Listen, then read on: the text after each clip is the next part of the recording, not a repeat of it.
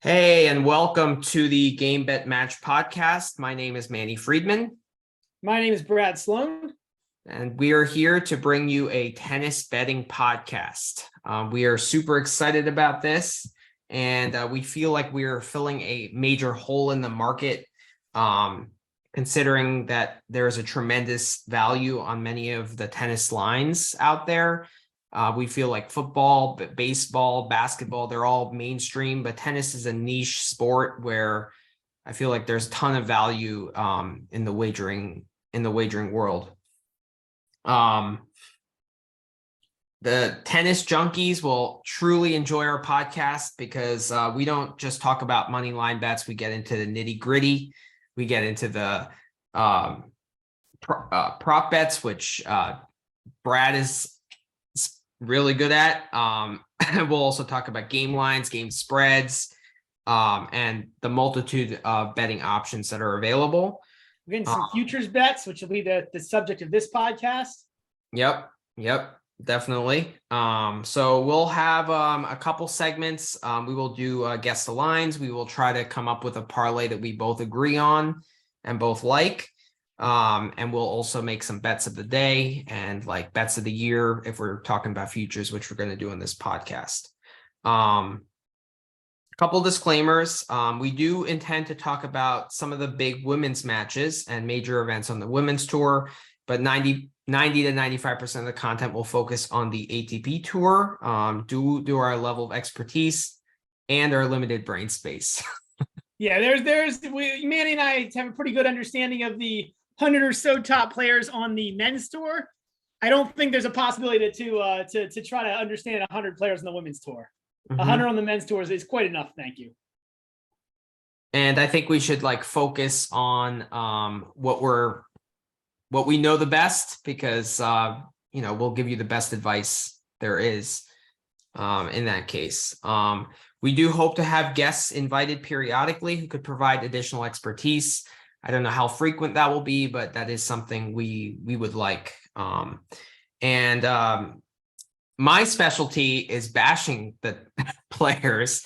Brad thinks I'm a little bit harsh on some of these guys, but these guys are gods. Manny and I play tennis. We do not play tennis as well as the pro tennis players play tennis. Otherwise, we would be playing pro tennis instead of putting together a meager podcast on how to bet tennis. Being good at tennis is very relative. We are good for probably the average small in the street, but not compared to these guys. So if I bash any players for unnecessary reasons, that just take it with a grain of salt. The last thing is we hope to not just inform you, but we also hope to entertain you. We appreciate any comments or feedback you have for our show. We will be posting this podcast on our YouTube channel, Game Bet Match 123, and we have a Twitter account at the same handle. On the Twitter accounts, we will track parlays that we place. We will hopefully, for as often as we can, post the bet of the day. And we'll see how much money we actually lose or win. So, but above all, we are thrilled that you just bothered to listen to us for a couple hours about tennis, and we can't wait to get this started. Anything you want to add, Brad? No, just that we're really, really excited to do this. Really, really excited to entertain anybody who is entertained by us. I'm not sure how many people that will be, but very, this is exciting times. So we're going to try to get this kicked off and see how it goes. And this is our first episode, so we will get better at this as we go along. So if there are some technical glitches and stuff like that, don't panic. We will certainly get better as we go along. So we're going to get started. We're going to first talk about the futures for this 2023 season, which is just getting underway in Australia with the United Cup, which has become a combined event. But, yeah, we're not very happy about it. It's kind of, I don't know. I think there's more than enough team events to start with, so I don't think they need more creative team events. I agree. And the fact that it comes right off the Davis Cup is just it's nonsense. But the fact that the United Cup is nonsense doesn't win us any money. So let's get into it. Let's first talk about the futures. We're gonna do so a lot of our lines are going to be focused on Bovada because that's the site that that we use, and a lot of tennis lines are available there. They had the most future bets in terms of over-unders on rankings, slam props, like top American, top Italian, like those kind of things that we found extremely interesting. So that's really the site we're going to focus on with the futures. I am going to share my screen now and we will get into it.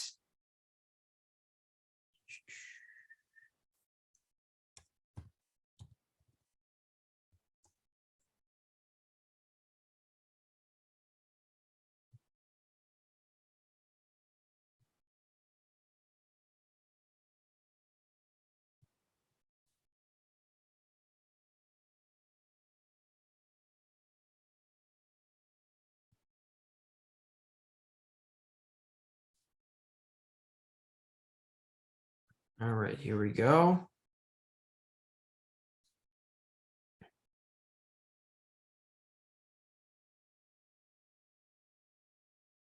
All right, so Brad, you want to get into like the ranking head-to-heads first? Is that what you want to do?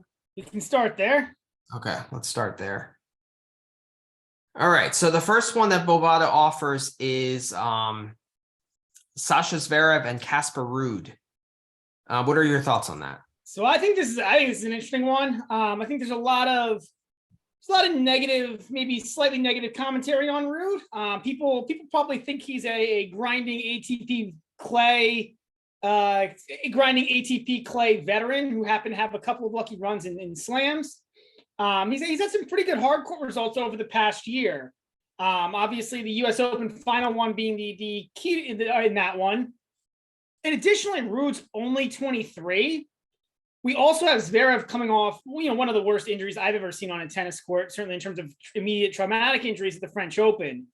So I think that there's obviously a chance Zverev wins this bet, but for something that's sitting at about as close to even money as you get, I really don't see value on Zverev here, and I do see value on Ruud. I think that, frankly, the Ruud upside, or the Zverev upside rather, is probably close to what I would expect out of Ruud. And I think there's just a huge downfall or downside with Zverev where he could be, I could see a scenario where Zverev ends up outside the top 10 or the top 20 this year. I don't know what your thoughts are, man. Interesting. To me, this is a total stay away for a couple of reasons. So Zverev, as you said, is coming off that crazy injury. So I think he's going to drop in ranking initially because he has points to defend at the beginning of the year when he's coming back from that injury right away. But then Ruud has a lot of points to defend throughout the year because he made 2 slam finals. So he's ranked higher. And I don't know if Ruud can maintain those results that he had last year. And Zverev has no points to defend after the French Open. So the fact that these, like, the calendars are very interesting for these guys in terms of when they have points to defend makes this bet very confusing for me, and hence it's a total stay away. I can see that. I think the fact that we have this injury wildcard with Zverev, and I think that's a really tough. Zverev was playing at a top 5 level before the injury, and now you've got to, now he obviously with the injury, that's a major question mark. On the other hand, Ruud also, is Ruud a top 5 player right now? Probably not. If I had to say, will he be top 5 or not next year? Probably not. I think the upside of Zverev is definitely higher. So I see the argument there. I'd still take Ruud. I think there's enough here to squeeze some value on Ruud, but it is probably some thinner value than what I initially was stating. But the fact that so Zverev will probably be over his injury and back to 100% once he has no points to defend. So he will only be racking up points, whereas Ruud will have to maintain good results just to maintain his points. So I think Ruud starts off 3,300 points ahead of Zverev. So that, and then Zverev does have those points to defend at the French. He does have the points to defend at the beginning of the year. So, like I said, I see the this is an interesting one. I do think it's an interesting one. I think it's a good discussion. It is. For me, it's a stay away. But what about Murray and Dimitrov? That's also an interesting one on a lower level, but it's also quite interesting. So the line there is minus 115 for both. Murray and Dimitrov. I don't see how. I see this as Dimitrov. I mean, obviously, there's anytime you're betting on Dimitrov, this is a challenge, but I just don't. I don't know. I see this as Dimitrov. Do you any disagreement there? Murray has been tremendous, maintaining a top 60 ranking with a metal hip. So that's extremely commendable. But Murray, the problem with Murray is that he can't win tournaments because he can't back up good wins back to back to back. And winning a first round or second round match doesn't win you any points. You got to make deep runs into semis or finals to build your ranking. So that's where I think Dimitrov has the edge there. However, Dimitrov is I've discussed this with Brad on many occasions. Dimitrov is one of the toughest players in the ATP Tour to bet. He can play top 5 tennis and beat a Medvedev or an Alcaraz, or he can lose to a top 100 player. So you really don't know what you're getting. I remember betting him at last year's French Open against Schwartzman, who didn't have a great year last year by any stretch of the imagination. He lost 2-3-2. So Dimitrov is just very hard to grasp my head around, and I'm staying away from that, even though I'd lean Dimitrov. I see the argument there. I think that Dimitrov did grind out a top 30 ranking last year, despite being such an anomaly. Mm-hmm. I really question what Murray can do at this point. I don't even see how Murray, honestly, I'd be surprised if Murray cracked the top 50. It's more of this is less of a positive review on Dimitrov and more of a negative review on Murray at this stage in his career. That said, absolutely commendable that the dude has actually maintained his ATP Tour card with a metal hip. I thought when he came back, he'd get a bunch of wild cards and that would be it. He is a legitimate ATP player with a metal hip and who can't run anymore the way he used to be able to, can't play back-to-back days, and it still goes out there, grinds it out, tries his best. Again, also, Dimitrov, I don't think has made a final in years. Mm-hmm. I mean, his career has really downswung over the past since 2017 when years. He had that great year. Yeah. Yeah. So again, I see the argument, Manny. These lines are not that easy, but I do think there's thin value here on Dimitrov. More just because I don't see how Murray's going to put together. I also don't see how Murray puts together a slam run in best of fives. Anything beyond the 4th round in a slam would surprise me with Murray. So I think there's just a lot of things working against Murray here. Mm-hmm. All right, let's move on to, I think this is, to me, it's a no-brainer. I think there's a ton of value here. Norrie and Shapo. Ooh. -115. This is going to be interesting. So I am closer to a stay away here. I think that Shapo, I don't necessarily believe in Shapo. I think the run at the end of last year, he started to look a little better. I think it was slightly fictitious. If you look at the players he beat a lot of mediocre players. He did have one win over Fritz, but it was a lot of wins over the likes of your Stevie Johnsons of the world, challenger players. I think it was, a lot of wins over guys outside the top 50. That said, I do question what Norrie can do this year. The run the last 3 weeks, the last few months of last year was a little unnerving for me. The Norrie, we've talked about this, Manny. Norrie is a tactically incredible player, but probably lacks the tradition that out and figure out what to do against him.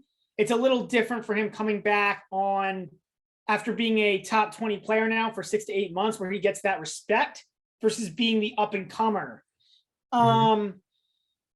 So I think there's wild cards here in both directions. Also, Chapo obviously has the talent and the pure strokes. It's a matter for him of putting together multiple points, games, sets, matches in a row. I think this is a stay away, but I can see why you'll tell me there's value on Norrie. I don't think there's value on Chapo here. If anything, there's maybe some value on Norrie. So go ahead, lay it on me, Manny. Absolutely. Totally Norrie. I actually think he started his season very well. The opening match against de Minaur was very impressive to win 3-3 in de Minaur's home country. He played well in that I know it's an exhibition in that Saudi Arabia. It was like an exhibition of all top guys there, and I think he made the semis or final, so he did very well there. I just think the tactical and mental edge in this like head-to-head is so great that the physical strengths of Chapo, it doesn't even matter, because Chapo has shown periods where he could make a final or do really well, or, but it's just not consistent enough. And Norrie is meant for the long haul, Now, one thing, plus another thing which gives me promise or confidence in betting Norrie is that he has no points to defend from his semifinal run at Wimbledon. So I think that's since there are no ranking points there. If there were ranking points there and he had to defend all those points, I might lean somewhere else. But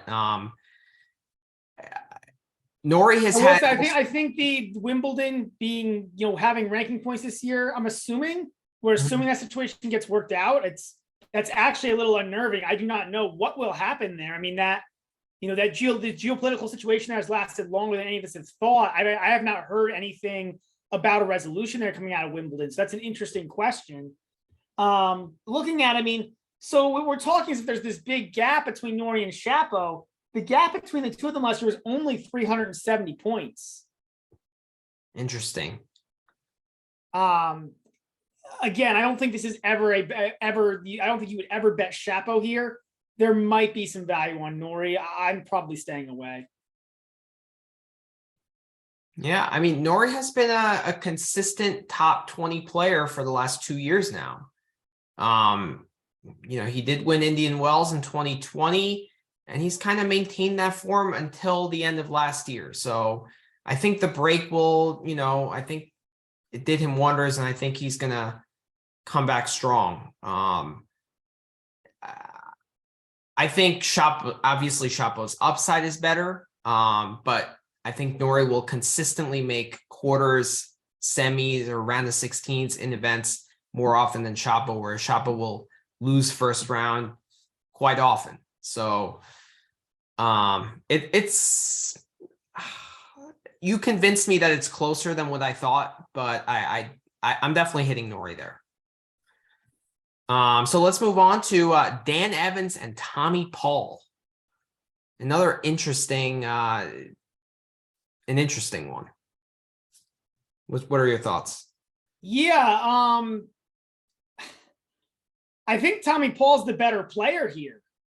But I also think both of these guys are a little bit enigmas. I'm probably staying away, but this is sometimes Paul and never Evans, I think, is how I would characterize this. You get slightly better odds on Paul. So that and that's why this is maybe Paul. You may be able to talk me into Paul here. You will not talk me into Evans here. I know Evans had the higher ranking last year. I don't think that sticks. Statistically, Paul was actually the better player. Yeah, I don't really have a lean here. It's tough. I was very impressed with Dan Evans' result in Montreal last year. I thought he played incredibly well. Paul actually played very well there too. Did they play each other there? I think they may have. Yeah, and I seem to remember a Paul Evans match. They're either there or in. I believe it would be there because I don't think it would have been in Cincinnati. Yeah, it was in Montreal. I believe. Paul did have a good run in Paris. Yeah, I think Paul has a little bit more upside. I think Dan Evans, for him to maintain consistent results throughout the season is extremely difficult.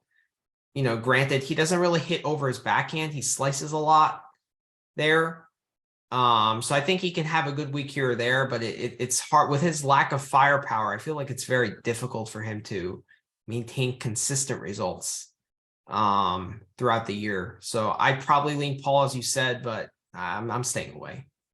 Staying away from that. Let's get into a little bit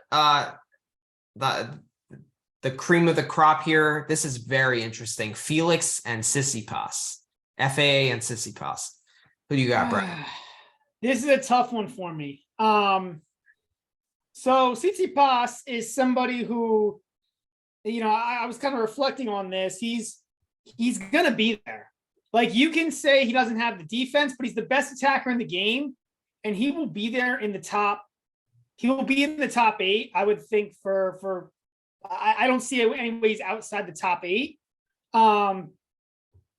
Felix, has been definitely definitely had a good year last year, starting to learn the game, but definitely throws some bad matches out there at times.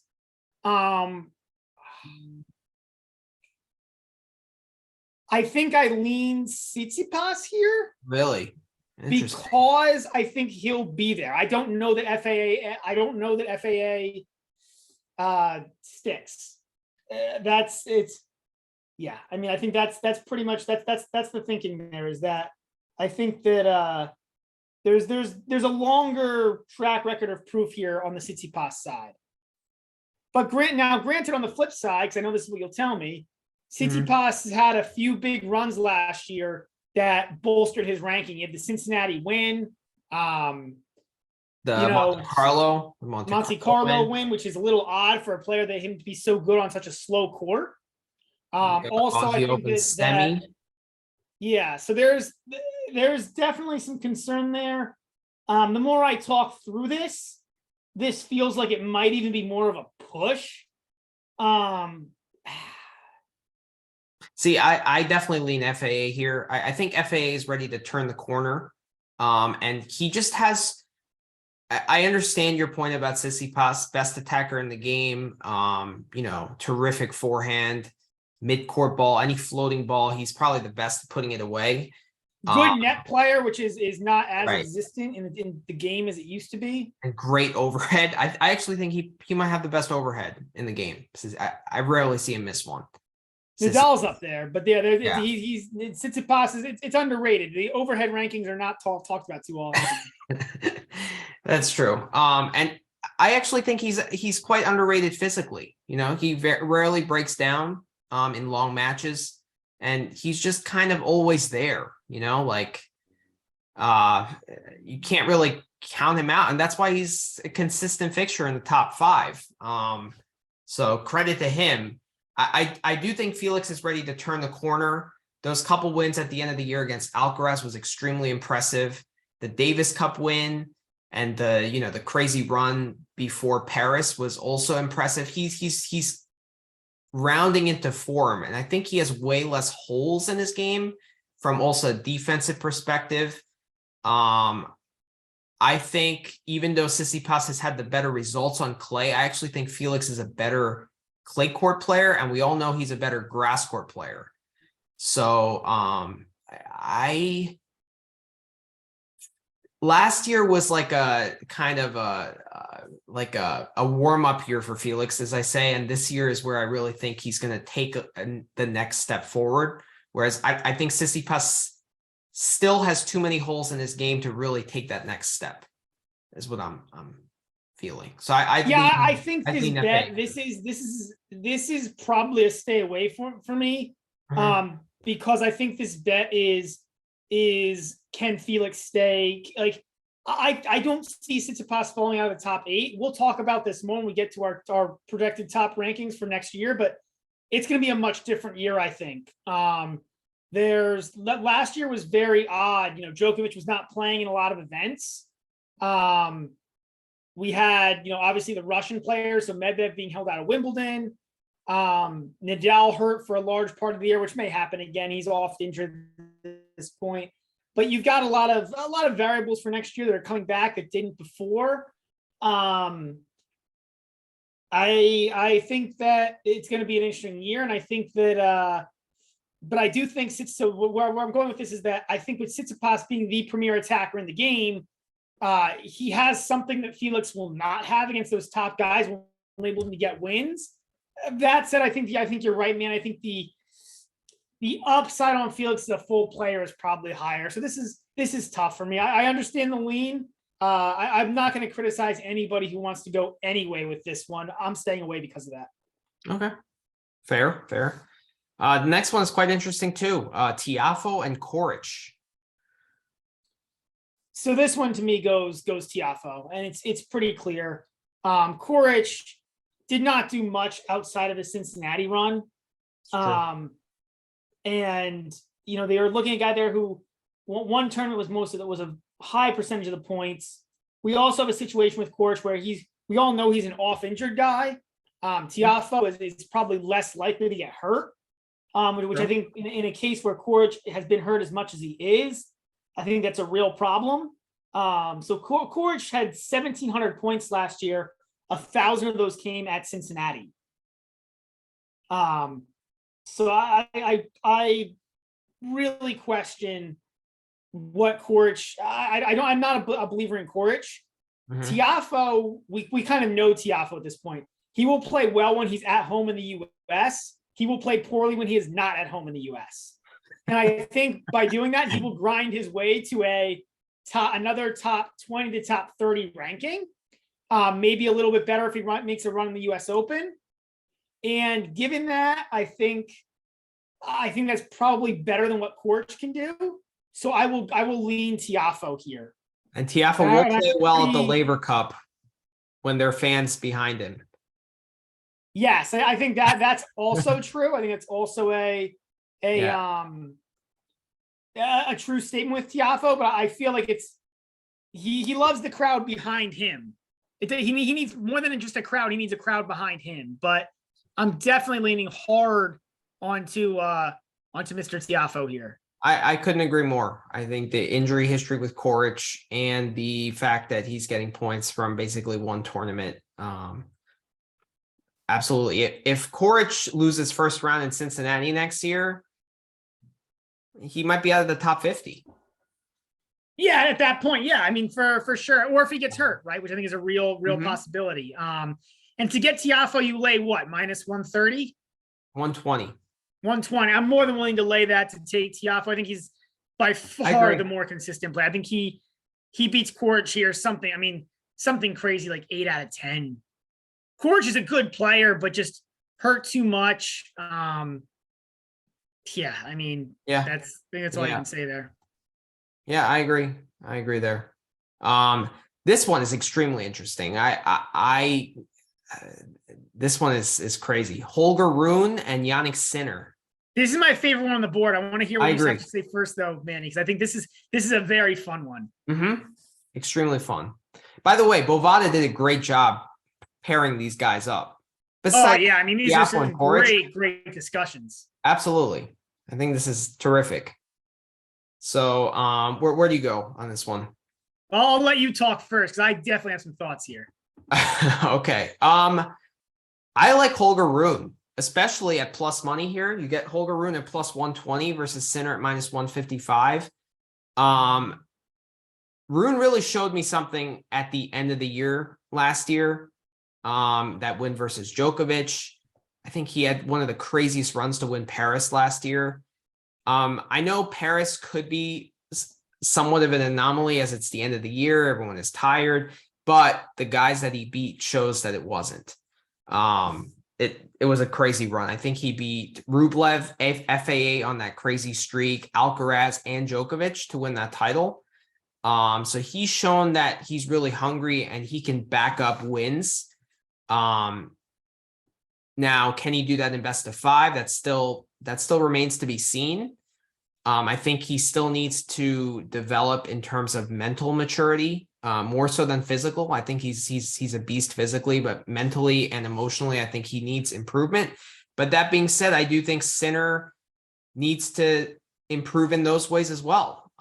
Besides the match against Alcaraz at the US Open, I was not really that impressed with him throughout the year. The 2 sets lead over Djokovic at Wimbledon.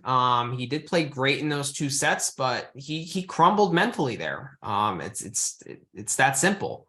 And you can argue that he crumbled against Alcaraz in that quarterfinal as well, mentally. So I also think physically, I mean, I know he's a bit petite. He's shown that he can last the entire year, but like he had to withdraw from injury in Miami. He had some other withdrawals and some shaky, questionable calls there. Whereas Rune, I feel like, can maintain that throughout the year. Just physically, I think he's stronger. So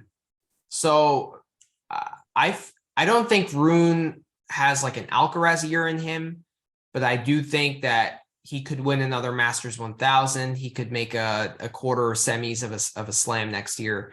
And I would take him especially at plus money. So here's my thoughts on this. So a few things. First of all, after the US Open, Sinner's points won percentage was higher than Rune's, despite Rune going on this run.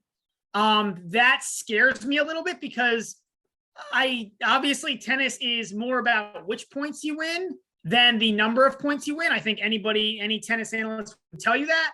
However, that underlying statistic scares me.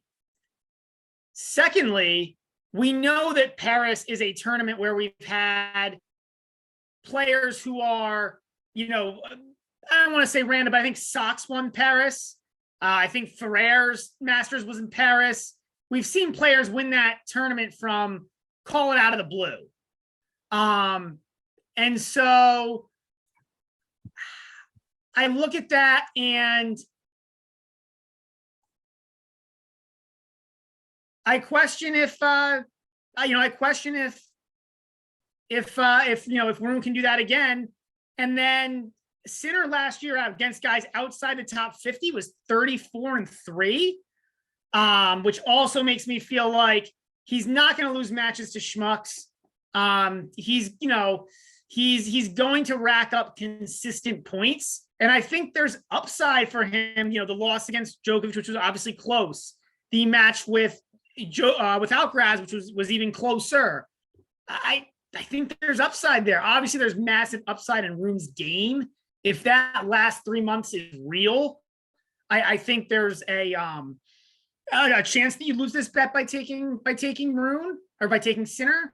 But I think the upside of Rune here is close to what I would expect from Sinner.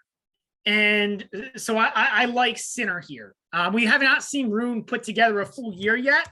Obviously, he's a younger player, but I'd want to see him put together a full year before I would take him over Sinner in this case.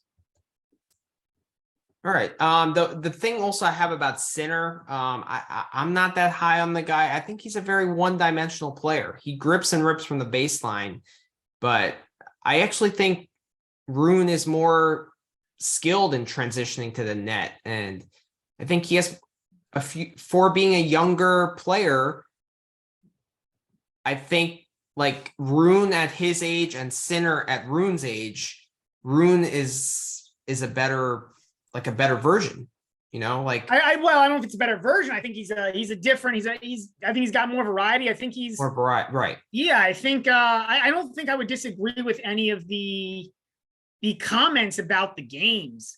I just think this, and I think this is why it's a very interesting bet, is because I think you've got a player in Sinner who, because he is kind of one-dimensional, it's similar to Tsitsipas, and that you forget that he's going to be there. And so that's why I'm going to ride Sinner here. I'm going to ride him pretty hard. Interesting. Okay. I have Rune, and it's also the price plays a factor. The fact that I can get him at plus money. I like Rune there, but it's cool. We can disagree. Can we? Yeah, we can.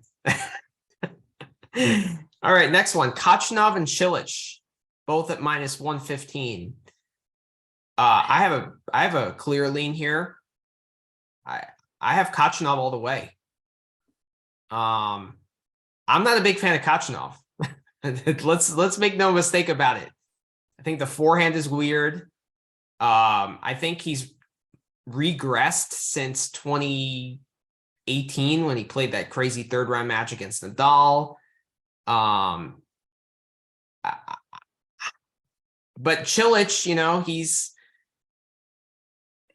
he made French Open semis last year with one of the easiest draws in the history of the tournament. So, I mean, he has those points to defend. Plus, Cilic is in his mid to late 30s. You don't know if he's going to break down physically. And I mean, Kachanov should be a top 15, top 20 player. I mean, he's been there the last 3 years. He hasn't really made any strides to get higher than that, but I think Cilic is going to have a hard time reaching that level. So at even money, I take Kachanov all the way, and I'm going to hit that pretty hard. So I hear you. I'm going to stay away here. I think that Kachanov he's an enigma. Like, talent wise, he should be better, but there's nothing that statistically and there are brief moments, flashes, brief runs where he flashes. The U.S. Open, I think he made a good run this year. There's these brief flashes where you see you see it, but not consistent enough for me. And the other piece is, if Wimbledon does offer points, which we'll see if that happens, Cilic's game should play better on grass. It has in his career than Kachanov. So I'm a stay away here. I hear all your points as well, Manny, and this is one of those bets that initially to me looks like Kachanov, but I do think that Kachanov is a bit of an enigma, and I'm probably staying away here. Okay. I would probably agree with you that it would be hard to bet on Cilic here. I think you would either go Kachanov or you would go nobody. Fair. I just think Kachanov, he's 15 to 20, right? That's what he's shown the last 2 to 3 years. Say 15 to 25. So can Cilic be 15 to 25? I don't know. I think that's tough for Cilic.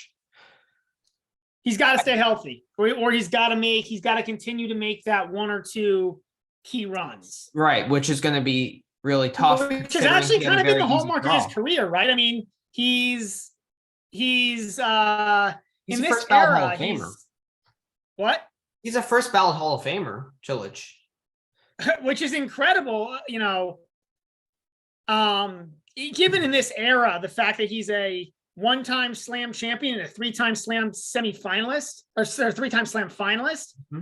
To me, that's pretty incredible, actually. It is. In this era, and given that he hasn't really been a top guy or somebody who you would think of as a top guy, certainly, he is not somebody that throughout most of his career to me, I even thought of as a top 10 player, to be honest.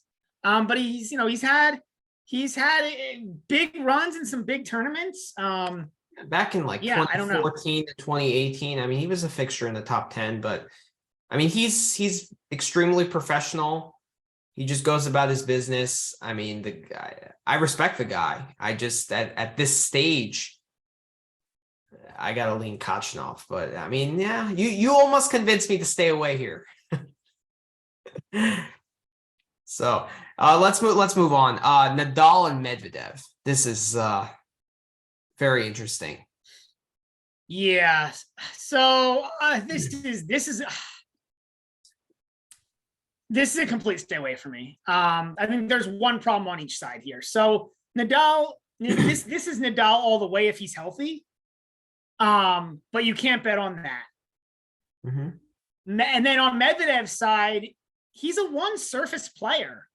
So for somebody who is going to get minimal points for 4 months out of the year, at least in my opinion, it's tough to bet on him as well. I mean, and Nadal is still the clay goat. So I still think there's a good chance he gets another French until I'm not going to say he's going to lose a French until somebody beats him. So yeah, absolutely. That he won it on one leg. I think there's two major red flags in either direction. And because of that, this is a stay away to me. Interesting. Just for more reliable health, I would lean Medvedev. Medvedev showed that by being a one surface player, he could be number one in the world. He did show that. You're not wrong. I also think that this is going to be a much more this is going to be, and granted, we'll see. I mean, guys will get hurt. But I think this is, we have an era now where for a long time in tennis, we had a dearth of contenders. We had kind of the big three and that was it. And I think the second tier, from call it 18 to 20 was probably a bit weak. I think that second tier has really stepped up. And I think it's going to be much harder for Medvedev to pick up the points that he used to be able to get. So that's I think people, yeah, I agree with you there. I think people have found a way to play him and they kind of figured out his holes, right? Like where he kind of stands really far back, but he doesn't really put that much pressure on you on the return. And like he doesn't, like off the return, he doesn't put any pressure on you. So he's very like easily attackable, right? When he stands that far deep. Right? I agree. Yes, for sure. And I think players have started to expose that, and they know that they can't really rally with him, and they've been like serving and volleying and just changing strategies to adapt to Medvedev's game. And I don't think he's as effective as he used to be. I think there's also a lot more guys. So, I mean, we've talked about it, right? The ride. I mean, it's going to be hard to pick a top 8 this year. I think there's a chance Medvedev doesn't even make the top 8. Really? Wow.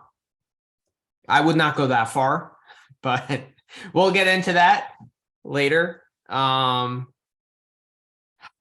think there's a chance Nadal doesn't make the top 8 if he can't stay healthy. So, no. But we'll see. I mean, I think, yeah, it's an interesting one. I mean, give him the French Open, give him Rome, but that's 3,000 points, plus a quarter and a semi here.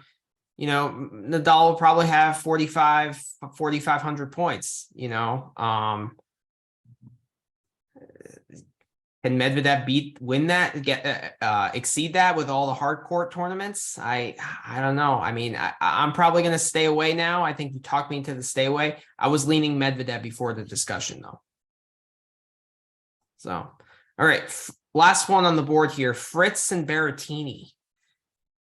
Minus 130 for Fritz and even money for Berrettini. I love Fritz this year. I think Fritz has a real chance to do something real the improvement in his game over last year was really high. He improved his points won on return by about 4%, which is incredible. That moved him about 30 spots in those rankings. So that's I like Fritz's attitude. I like everything about Fritz. I'm very high on Berrettini as well. But I really like Fritz. He's strong on all surfaces. He won Indian Wells last year. He has a run at Wimbledon. There's just this is nothing against Berrettini, but I really like Fritz this year. I think he's going to take even another step, and I think this is Fritz all the way for me. I'm a big fan of Berrettini. Berrettini is Mr. Consistent at slams. The guy consistently makes quarterfinals of slams, and Fritz is not. So, Fritz, everyone thought the last US Open, he would do great, crashed out in the first round. He did make quarters at Wimbledon, but it's not consistent. Berrettini, semis at the Australian.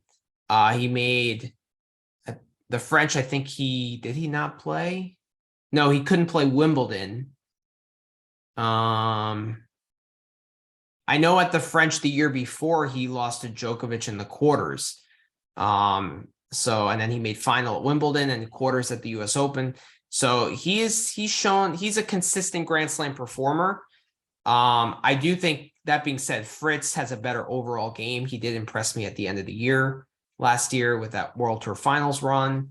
So I'm going to stay away because I think the mental gap actually is quite big here, and the edge belongs to Berrettini. But the game, in terms of game wise, in terms of where they're heading, I think Fritz is better. So I'm staying away. All right. So that goes with that. Bovada, way to go. Round of applause for putting that together. That was fun. Those were some great matchups. I think we'll get to some of the three ways next, some of the top players from countries. Those will be great discussions too. I think this is going to be fun. All right. So let's see what's here. Okay, this is where we're going to go next. So we're going to talk about like the top guys and project how many slams they can win, how well they're going to do in slams this year.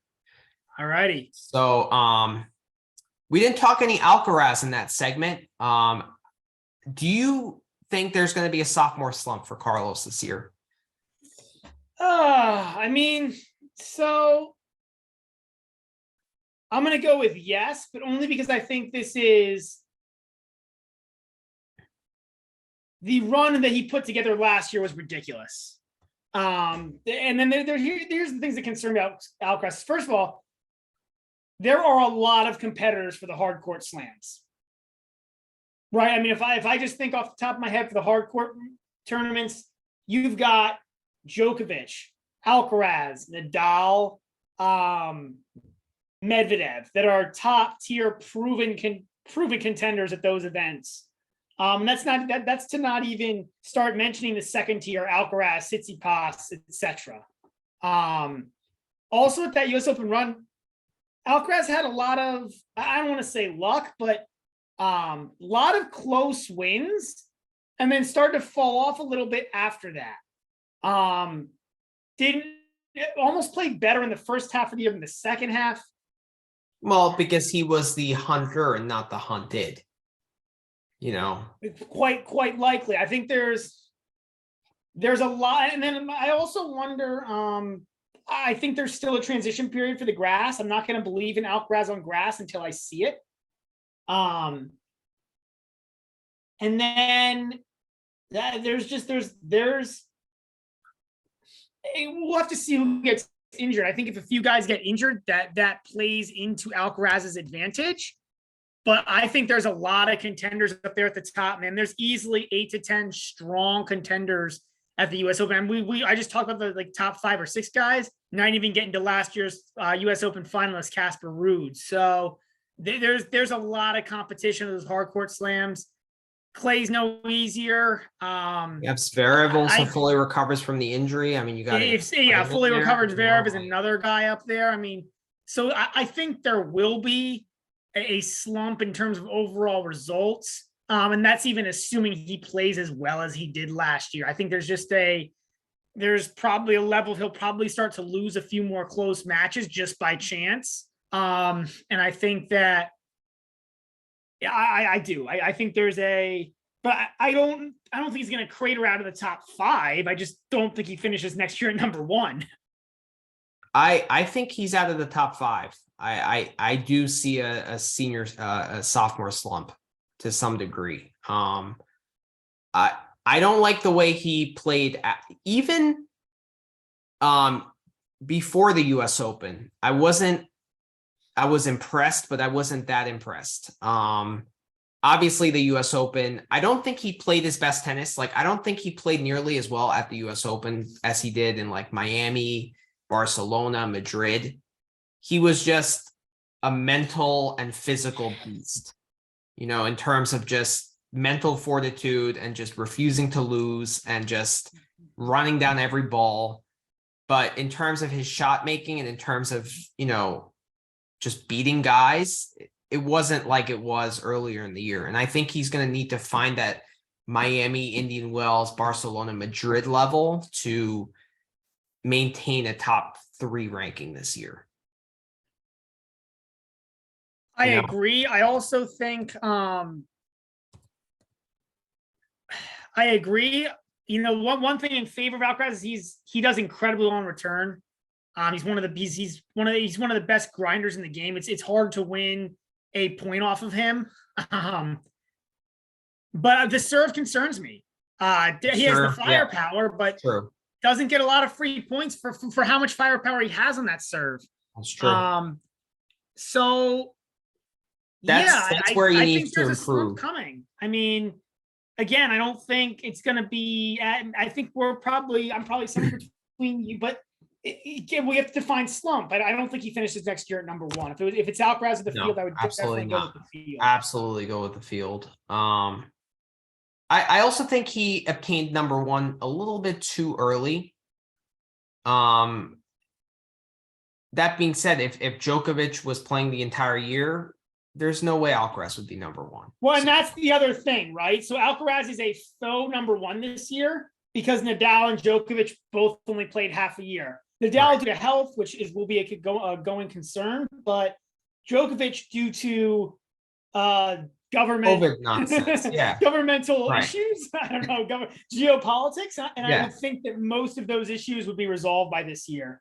If we look at points per tournament, Alcaraz was over 400. Djokovic or Nadal was around 430. Alcaraz was around 400. Djokovic was close around 350. That said, Djokovic did not play only had 1 slam that offered ranking points. So that's a huge where he made the quarters. 3 only. I mean, he did not play Wimbledon. Did not offer points. He didn't play the U.S. Open. He didn't play Australians. So I think this is going to be tougher year for Alcaraz than probably what a lot of people are saying. Yeah. That being said, do you think he wins a slam? What's the odds here? I can't remember the odds. The odds are plus. So 0 is plus 155. 1 is plus 110. 2 is plus 350. I like Alcaraz to win no slams at plus 155. I think 100%. It's a coin flip. 100% agree. I don't see this. So in order to not want to take the plus 155, you have to think that Alcaraz is a 3-1 or better bet at a slam. What slam is Alcaraz a 3-1 or better bet at? If Nadal continues to play the French, you can't put him as the favorite at the French. But I don't give him 3-1 at the French. No, he's not experienced enough on grass to get 3-1 at Wimbledon. And then leaves the 2 hardcourt slams where he's a favorite, but is he the top favorite? I think Djokovic is still the favorite at both of those events. I agree. And then on top of that, you have Medvedev at both of those events. And if Medvedev is improving Felix, again, that's not even to talk about last year's champ Nadal. I mean, there's a lot of guys, man. It's I love Alcaraz. I mean, we're not taking anything away from Alcaraz. He's probably the best 19-year-old there ever was. I mean, the guy is an absolute no, monster. but I think he's overhyped. I mean, I think I heard Stefan Cliff Drysdale, not Stefan Edwards, Cliff Drysdale say the over-under on slams for Alcaraz is like 17.5.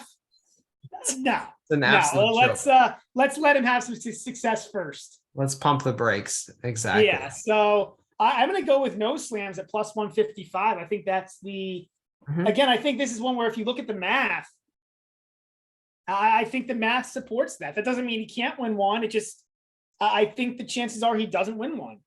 I agree. And the fact that one is has worse odds at plus 110, I got to go with 0 there. I'm definitely going to hit that.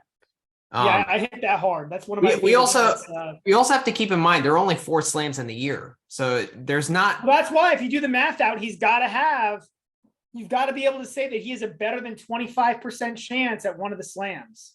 Yeah, I'm not sure which one of those slams he has a better than 25% chance at. And how the hell is Alcaraz to win 4 slams only a plus 8,000? Like that should be plus 100,000. The website. No one has done that since 1969. That's the answer. But I agree, that's insane. There's 0 chance of that happening. There's 0 chance that there's too many good players. And I don't see why we would believe that Alcaraz wins Wimbledon. I just don't see enough on the serve. Granted, Nadal won Wimbledon without having the biggest serve. But that there's a lot of guys who are in the mix there at Wimbledon. Yeah, I mean, he will continue to improve, and I think, in a couple of years, he's definitely going to be a threat there. But this is not. I don't think we're bashing the long-term hopes of Alcaraz, but I think he'll need another year or 2. Yeah, and he's going to expend a lot of energy during that clay court swing, and especially if he, makes a French Open final, or, that's a quick turnaround that he has to also get used to. I do think he'll make a final. I do think he'll make a final. He will make a final. I think he'll make a final and probably make 2 semis. Yeah, I think that's the better bet right. That's the better bet to discuss with Alcaraz. How many slam semis is he going to make? How many slam finals is he going to make? That's more interesting. Yeah. It's hard to say with the draws not being out, but going blind. All righty. What's next on the All right, next is Medvedev. Grand Slam wins. 0 is minus 210, 1 is plus 160, 2 is plus 1,000. Obviously, he's not going to win 2. Well, he could, right? I mean, he could win the Australian. I mean, he's a threat Australian and the US Open. I mean, you would need to give me like 25 to 1 odds, but I think he's a threat. You'd have to give me 100 to 1 for him to win 2. I can understand that. I think you're probably more right than me there. I'd probably back it down even a little further than that, but yeah, I don't like any of these. Me neither. Probably the best is 0 at minus 210, but minus 210, you're laying a lot of odds there. And I do think he's still a threat at the Australian, especially, and a little bit the US Open, but especially the Australian. I think he's a real player. 2 finals there. It's the beginning of the year when he's a little fresher. I mean, yeah. I mean, who's a better player on that court than Medvedev? Djokovic. Probably. But I think it's close. Well, Medvedev matches up well against Djokovic. He's shown that. Like, he matches up well. He likes the matchup because they're kind of similar players. And Medvedev can match Djokovic's defense on that court, which no one else can really do. Maybe Alcaraz can do it. Well, Medvedev also matches Djokovic's defense by playing defense right back. Their matches are fascinating to watch. I mean, they are. They're very honestly, my favorite rivalries on tour are Nadal Djokovic and Medvedev Djokovic. Yeah, we've yet to see Alcaraz Medvedev. They've never played. So that's something I really want to see this year. That is. I want to see it because I don't know what that looks like. I really Mhm. don't. I don't have a good feel for that. Yeah, that's going to be very interesting because Alcaraz is similar to Djokovic, but he's more offensive.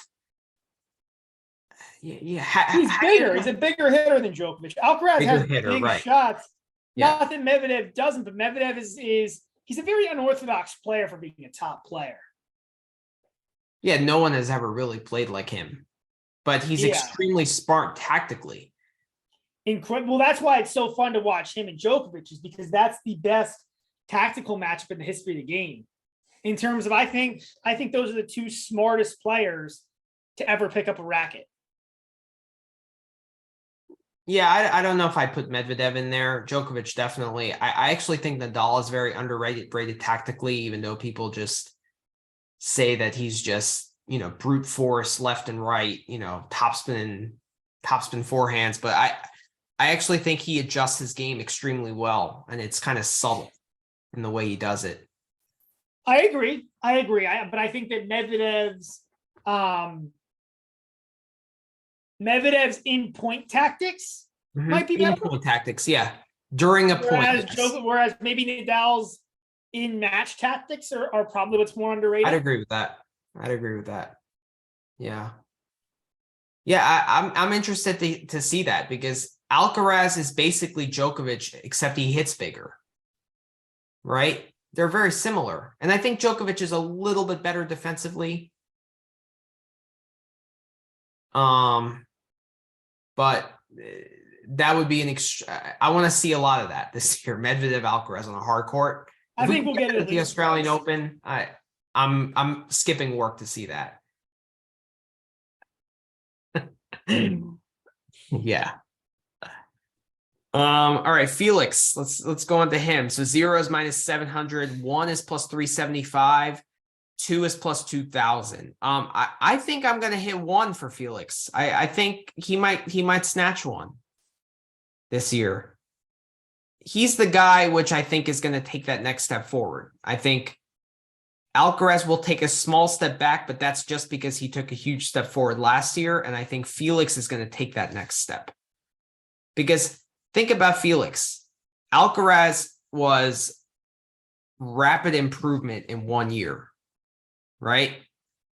Felix, for the last 3-4 years, has been steady but slow improvement. So I think the next step for him is to crack that top 5 and be a threat at the slam. What do you think about that? And I think at +375, I wouldn't mind just sprinkling a little on that. If you're gonna play this in a way, that's the obvious that is the only way you would ever think about playing this. Yeah. And so I think the biggest thing in FAA's corner here is that he is a threat at all 4 slams. Mm-hmm. And I think there is something to be said there. Or I think that is definitely something to say there. Absolutely. That's a good point. You can't even say that about Alcaraz because Alcaraz is no, I wouldn't say that. I think there's maybe 3 players in the game I'd say that about right now. It's probably Djokovic, Nadal if healthy. Although I question Nadal on grass at the U.S. Open at this point. And then I mean, Nadal's the Grand Slam king, so you can't really question him on that, Well, that's why he probably still is if healthy. Yeah. But it's probably him, Djokovic, and then FAA might be the only other guy in terms of guys who are real threats at all 4.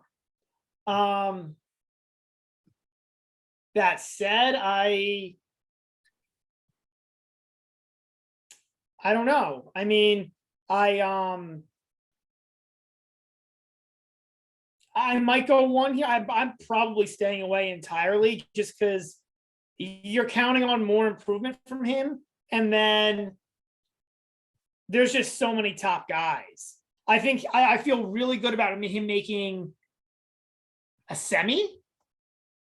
I feel maybe a final, but I mean, you're calling for a big step up to win one. The other thing that scares me about FAA is, granted, that the monkey's off his back now, but he had a long streak of struggling in finals. Finals, it's true. That's a concern. He hasn't won a Masters 1000 yet. Yeah, he's also had some really weird bad losses. So losing to Draper, I think 4-4 and 4 at the US Open. That's not That was good. a bad loss. Absolutely. Horrible loss. Getting pummeled by Coric in Cincinnati. Granted, Coric won the tournament, but he got pummeled by Coric. Not a good loss. Yep. The Just has had so. But that being said, the French Open match against Nadal was tremendous. One of the best. I mean, one of the best. I think he's one of 4 players to take 2 sets off Nadal at the French. Definitely, that's incredible. And then don't forget about that match against Medvedev at the Australian at the beginning of the year. Oh, I mean, yeah, I think there's. Look, I think there's. Yeah, I'm staying away here because I think you need a leap. I could see him making a deep run, a semi or a final. I think he probably makes at least one deep run, but then he's got to finish it off.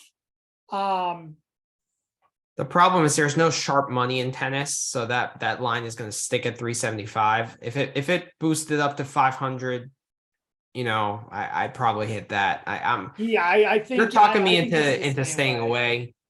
It's probably not good enough, to be honest. But when you look at Sinner on the next line, 0 for him is minus 310.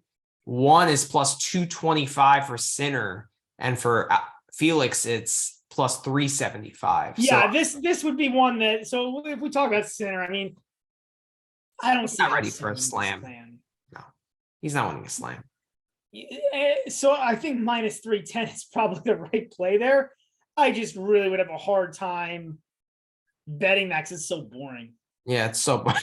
Exactly. It's so boring. But that's probably the right. How does he have a better chance of winning a slam than Felix? I would agree with that. I don't see he would need a good draw and a lot of, we didn't talk too much. I mean, Alcaraz's draw, that US Open got pretty torn up, that draw between guys being injured, not playing, for various reasons. I think 5 of the top 10 or 6 of the top 10 didn't make the US Open or didn't even play the US Open. So that's the term where we're saying Sinner had a real chance to win. Because I think even if he beats Djokovic, I think that he may not even win Wimbledon if he beats Djokovic. I mean, you would have had to play Norrie in the semis and then Kyrgios. I mean, I don't. Yeah, so I don't know. I don't see it with Sinner. The other issue I have with Sinner is Sinner destroys the top 50. He was 34-3 last year against the top 50, which is why I love him as a guy to have a strong ranking, probably make the top 10. But then if we flip that, against the top 10 guys last year, Sinner was 3-9. Interesting. Yeah. So you're asking for a big step up there for a guy who's been hyped for a few years now and hasn't really shown that he's gonna take that step. Sinner to win 2 slams is plus 1200. Let's add 3 zeros to that, and I probably still don't hit it. Yeah. For Bovada, you did a great job with the head-to-heads. With this one, not too much. Yeah, I think this is. Yeah, I mean, it's the fool's money here isn't betting anything on the plus side. The sharp money is probably on the minuses, but it's just so boring. I don't know. So boring. I can convince myself to grind out the money that way. I mean, Kyrgios to win 0 slams at minus 500. Ooh, so Kyrgios is a fun one to talk about. We'll go to that one next. So if you put $50 on him, he win 10 if he wins no slams. This is one that I'm completely staying away from. because I actually think that Kyrgios, I wasn't a buyer into the talent level before. The back half of last year made me a believer in the talent level. Mm-hmm. There's a difference between having talent winning a slam. Right. Let's forget the talent. Let's forget is he capable of winning a Grand Slam? Let's talk about the girlfriend, because the girlfriend, the girlfriend seems to be. But the girlfriend motivates him to go to Paris. Yeah. So then he'll play the clay season, and then he'll play Nadal third round and get smoked. That's it. I mean, he's not good enough on clay to win there, regardless of his talent. He's just not physically. Right, of course. Well, he's not gonna. Enough. He's never gonna be a clay player. The game, the style does not match up with that surface. Does he win Wimbledon, or does he, get lucky at the U.S. Open with an easy draw? Get lucky at the U.S. Open with an easy draw and win. But he probably, to be frank, he probably needs luck at Wimbledon to win there too. He obviously does, right? Because he's not a better player than Djokovic. Yeah, but also let's not just talk about Djokovic. We can also talk about the run that he, took to get there. It was one of the easiest runs to a slam final with a default. Oh, of course. Yeah, of course. This is a. So I would not hesitate to put. I probably won't do it, but to put a ton of money on him to win 0. Like if you put $1,000 to win 200. I don't think that's a bad play. I think that's actually profitable in a way. Oh, more than in a way. I think that probably is the profitable play here. Yeah.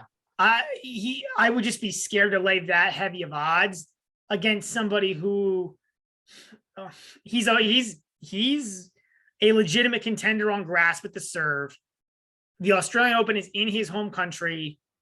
He made a great run at the US Open last year. Granted, weaker draw, but had made a very strong run. But then the pressure got to him and lost the cut. He won Washington.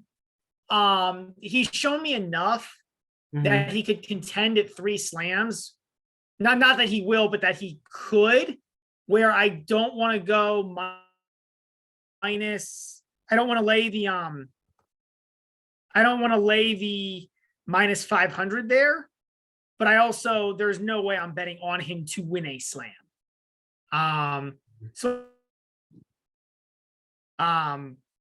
But I'm really interested to see what he does this upcoming year, because I do think there is a strong chance for him to I think there's a strong chance for him to put together a really strong year and really maybe get that ranking up. Well, not if he breaks up with that girl. Not if he breaks up with that girl. That's true. The girlfriend breakup is the wild and the odds on that are probably plus 200, 250. So they probably are. And if he does, are you next in line? Are you next in line there, Manny, on the depth chart for the girlfriend? Nah, she has a RBF. I'm staying away. Odds on Manny dating the girlfriend are not plus 300 or better. No, let's go. We'll go plus 500 on that. All right, enough about the girlfriend. Now we can talk about Nadal. And yeah, his wife is pretty hot. I mean, exactly one. Is that 15th, his 16th French Open? I think. I've lost track now. He wins another French. I think that would maybe that's 15 if he wins another French. No, I think it's a lot. It's muchos. I think it's 16. Because I think he has more Frenches than Sampras has slams now. Because he has. You're probably right. You're better at these than I am. He has 14. So this would be his 15th if he wins. All right. La Quinta. Ridiculous. I mean, it's just. I think it's probably the most ridiculous record in sports. Yeah, I mean, and if we look at just the utter dominance there, right, over other professional athletes, Yeah. is just insane. It's a joke. Yeah, he's lost. Yeah, I mean, like he's lost 3 matches, right? But then Two to beyond that, Djokovic and one to Soderling. Soderling and 2 to Djokovic, right? One Yep. in the one legitimate, one where he just wasn't there in the quarterfinals, and then one in the finals. Yeah. Yeah, look, I mean, it's So, I mean, basically, so to win a French Open, it's plus 125. I mean, well, but okay, but you say that, but he is a competitor. He is I think he's a real player if fully healthy at the Australian. The US Open might be a little too fast for him, but I think he's a real player in the Australian. And then there's some small chance he could win the US Open or Wimbledon. So I think the plus 125 here is a given. I think I'm going to go with 1 out of 10. He wins something that's not the French. I think at any slam other than the French, he needs some help. Like, that's what I'm saying. I think there's a 1 out of 10 chance that he wins one non-French slam. I'd agree with that. So then he needs about a 40% chance to make that bet profitable, roughly.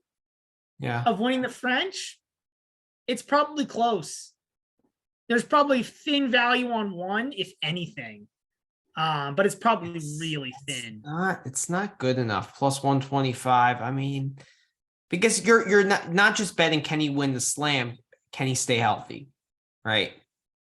Right. For 7 best of 5 matches, can he stay healthy? And there's at least the only thing is, I guess, who are the real competitors for him at the French? Alcaraz, Djokovic, Zverev, if he's healthy. I mean, he showed it last year. I mean, the guy has a. That's what's scary though. Actually, is him and FAA showed it last year that he's crackable at the French. I think you convinced me this is a pure stay away.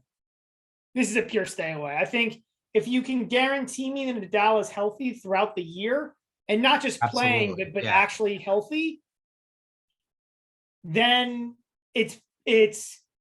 I would consider a plus 125.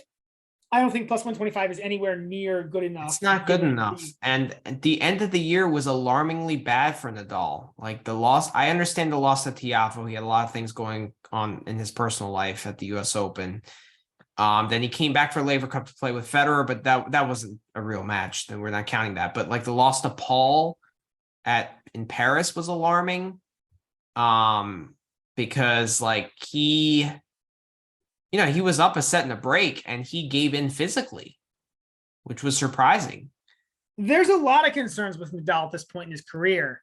Like not physically in terms of like hurting or like, injury. It was like physically in terms of like cardio. Like he was just out of gas. Like it was quite alarming. And then the ATP finals, he didn't do well. And I understand those are not his surfaces. And, he typically doesn't play well there, but I don't know. I didn't like what I saw there.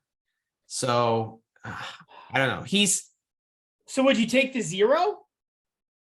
At minus 165? I wouldn't take that either because like, honestly, before Alcaraz, you don't bet on anyone to win slams besides Nadal or Djokovic. I mean, it was that. And honestly. And Nadal is a real threat. He is a real threat at all 4 slams. Right. I still think if he's healthy, I think he's a threat at all 4 slams. But Nadal and Djokovic are the only ones that have won slams. So we talk about can FAA win one? Can Sinner win one? Hey, Cilic. Well, that was back in 2014. We're going back 8 years. We're talking about 2022. So Del Potro? Yeah. Yeah, we could talk about Rod Laver too. I mean, but just realistically speaking, all these other guys, like none of them have proven it except Nadal. Well, I guess Medvedev, right? Medvedev's got 2. Oh, Medvedev. Okay. But I mean, but look, your point is fair, right? I mean, you've got Nadal at all 4 slams is a real threat. He's mentally destroyed people a number of times when he had no right to win matches. So like I that think Zverev match, stay away. He was clearly, I think Zverev was clearly the better player before he got hurt, but the mental edge was In Wimbledon, for sure, not at the Fritz. French. At Wimbledon, Fritz was clearly the better player throughout the match, and he still lost. Just mentally, he's such a beast. Yeah. Mentally toughest player to ever play the sport. Yeah. Just the mentality, and I mean, it's crazy. Yeah. And the French Open is really cool. I can't think of somebody who's paralleled that greatness. There's probably Olympic athletes out there who have, and even more niche sports than tennis. Maybe somebody like a Michael Phelps, right, to win like ungodly number of gold medals in swimming, but it's up there. Absolutely. So what about Fritz? I mean, I know, like, I guess talking about all these other guys to win slams is kind of irrelevant, but do you like that line at exactly one at plus 600 to win a slam? Is that a price you're willing to entertain?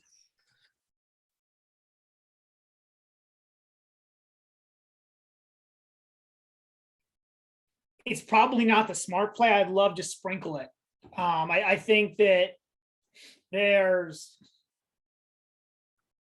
room to grow there, and there's room to grow there, and he showed so much last year in terms of improvement, and there's another step to go, especially mentally.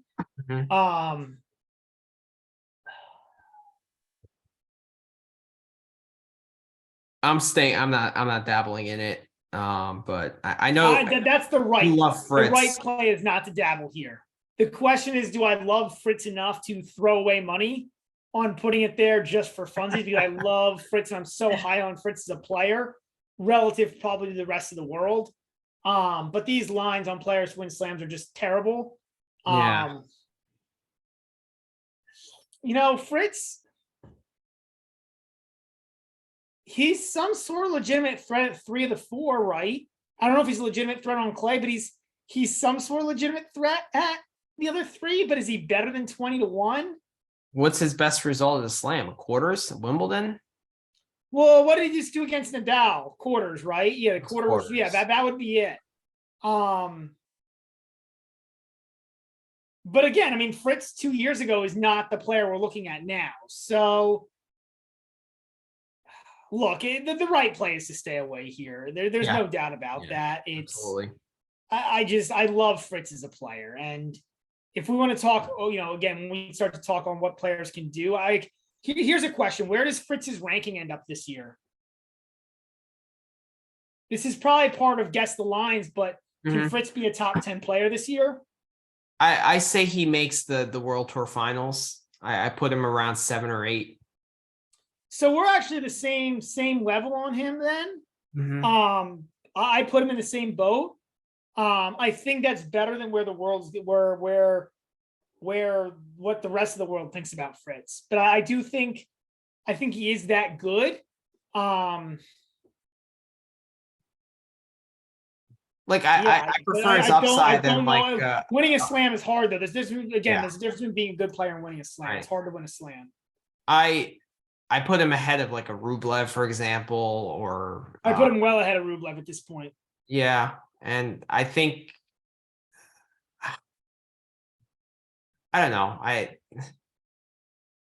He doesn't have too many holes in this game. I feel like the biggest hole in his game is mentally.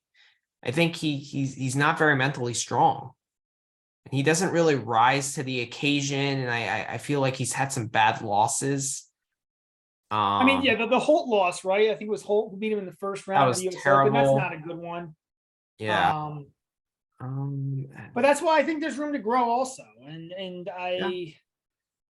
But it's I view being weak mentally as a way that you really can't grow that much. I feel like when you have lapses in your game, I feel like that's an area you can grow more in. You're that's probably right. You're probably right. so It's a like dead still. Rune to My me heart will wants never that bet, reach. but no. Yeah, Rune to me will never reach the level of Alcaraz because the mental gap is big there. I think he'll be good, and I think like his upside is better than say someone else, like a Sinner, for example, but mentality you can't teach. Game you can, strokes you can, So I don't know. Maturity can come. Yeah, I mean, I guess Rune, maybe it's more maturity and not mentally, because he showed mental toughness in Paris. So you're probably right about that. But all right, how many slams does Novak win this year? What's the line on 1 and 2? 1 is 280, 2 is 140. 0 is 650. So I think 0 is foolish, especially because I think the rule with those lines is he's got to play all 4 and get beaten all 4. I don't think that happens. Keep in mind, he only lost 7 matches all of last year, which is, it's not the best year of all time, but for a guy, we forget that he just had, he's put together ridiculous year after ridiculous year after ridiculous year.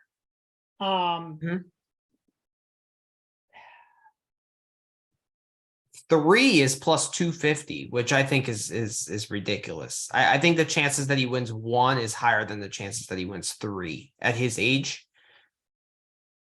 Yeah, I mean, the question here, I think 1 is probably the way to go. But I mean, so we talked about before, guys who are contenders at all 4 slams, right? Djokovic is a top 3 player in all 4 slams. I think, do we agree with that? He's a top 2 player at all 4 slams. He's number 1 at Wimbledon. He's number 1 at 2. Wimbledon for sure. I don't see who. No, I can see people beating him at Wimbledon, but I don't see who beats him more than 30% of the time. He's clearly number 1. Clearly number 1 there. And then he's number 2 at the French. I put Alcaraz at 3. And then he's 1 at the 2 hardcourt slams. Yeah. So, yeah. I mean, the 2s and the 3s are closer to him at the hardcourt slams, but he's still 1.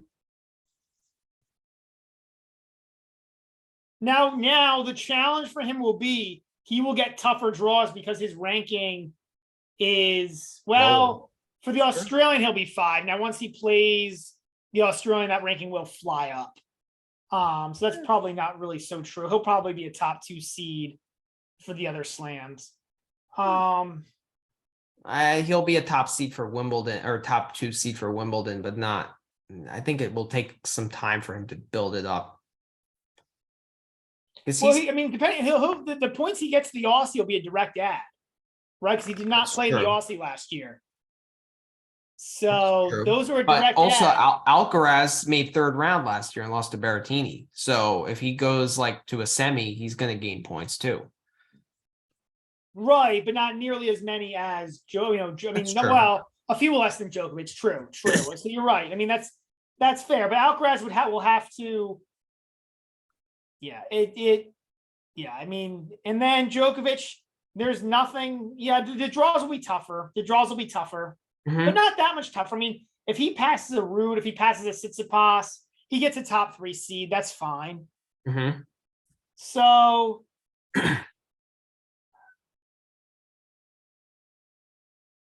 yeah, I mean, I think it's most probable that he wins 2. I don't like the price at plus 140. That's why I'm not hitting it. And I think the chances. I'm stuck between 1 and 2. I think we're on the same page. I think we're both between 1 and 2 here. I like the price better on the 1, so I'd probably go 1. But again, there's also, we talked about it before, right? So yes, he's a contender at all those slams. The hardcourt slams are gonna be fun. Absolutely. I mean, they're all going to be fun. They're all going to be fun. I think I think Wimbledon, the field's a little weaker. I don't think there's a lot of great grass court players. Mhm. But I think the hard court slams, there's a lot of good hard court guys, man. Yeah, there are. It's gonna be good. Djokovic versus the field is there a better than 50% chance Djokovic ends up as number one?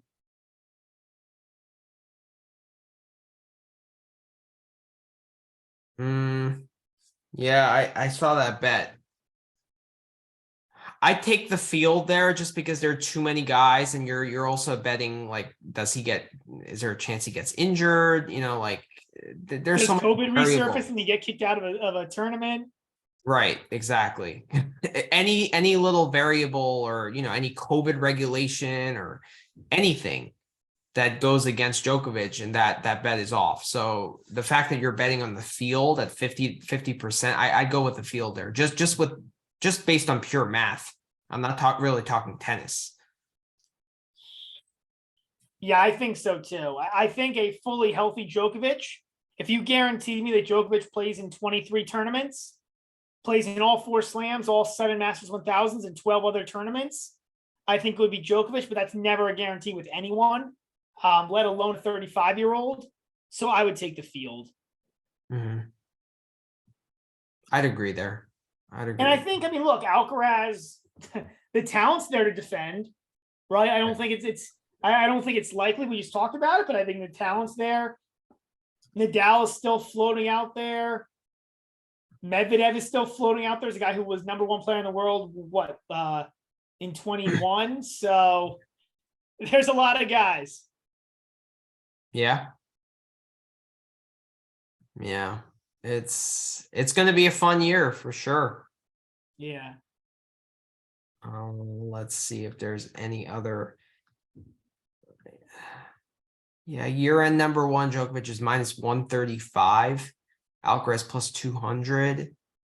Oh man, I like the field one better. I think the field you can get him at like -125 or -105 or something. Djokovic versus the field. Where's that? Yeah, -125. Yeah. Wow, -105. You even get better odds on the field. That's crazy. I'm definitely hitting that. Absolutely. Yeah, I probably will too. So let's do the let's do a fun prop to break it up a little bit. Let's talk about aces. So, ooh, I like this one. Yeah, I know Brad is super excited about it. So I'm super excited to hear what he has to say about it. But what do you make on the aces? All right, so let's start here. Who was the ace leader last year? I believe it was Felix. It was Felix.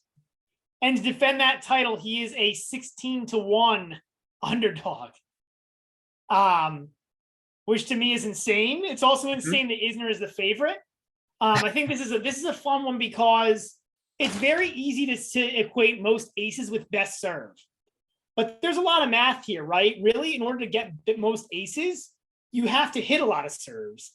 In order to hit a lot of serves, you have to play a lot of matches, which means you have to stay healthy. You also have to win matches. Mm-hmm. So will Felix have the best serve on the tour this upcoming year? No. Isner's serve, Opelka's serve, even a guy like Max Cressy's serve. Is Opelka even healthy though? Is Isner? No, Opelka. Or Isner too, I'm not sure who's healthy there and who's not. It's been a long time. But my bigger question is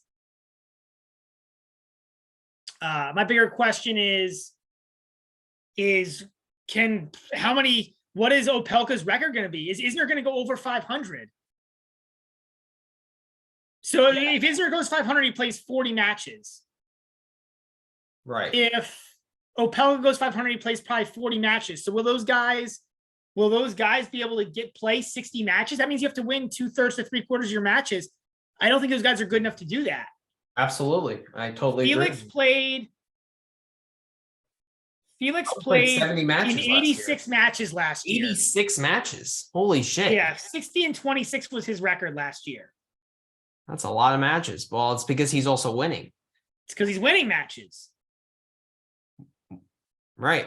I love Felix at 16-1 because I think Absolutely love it too.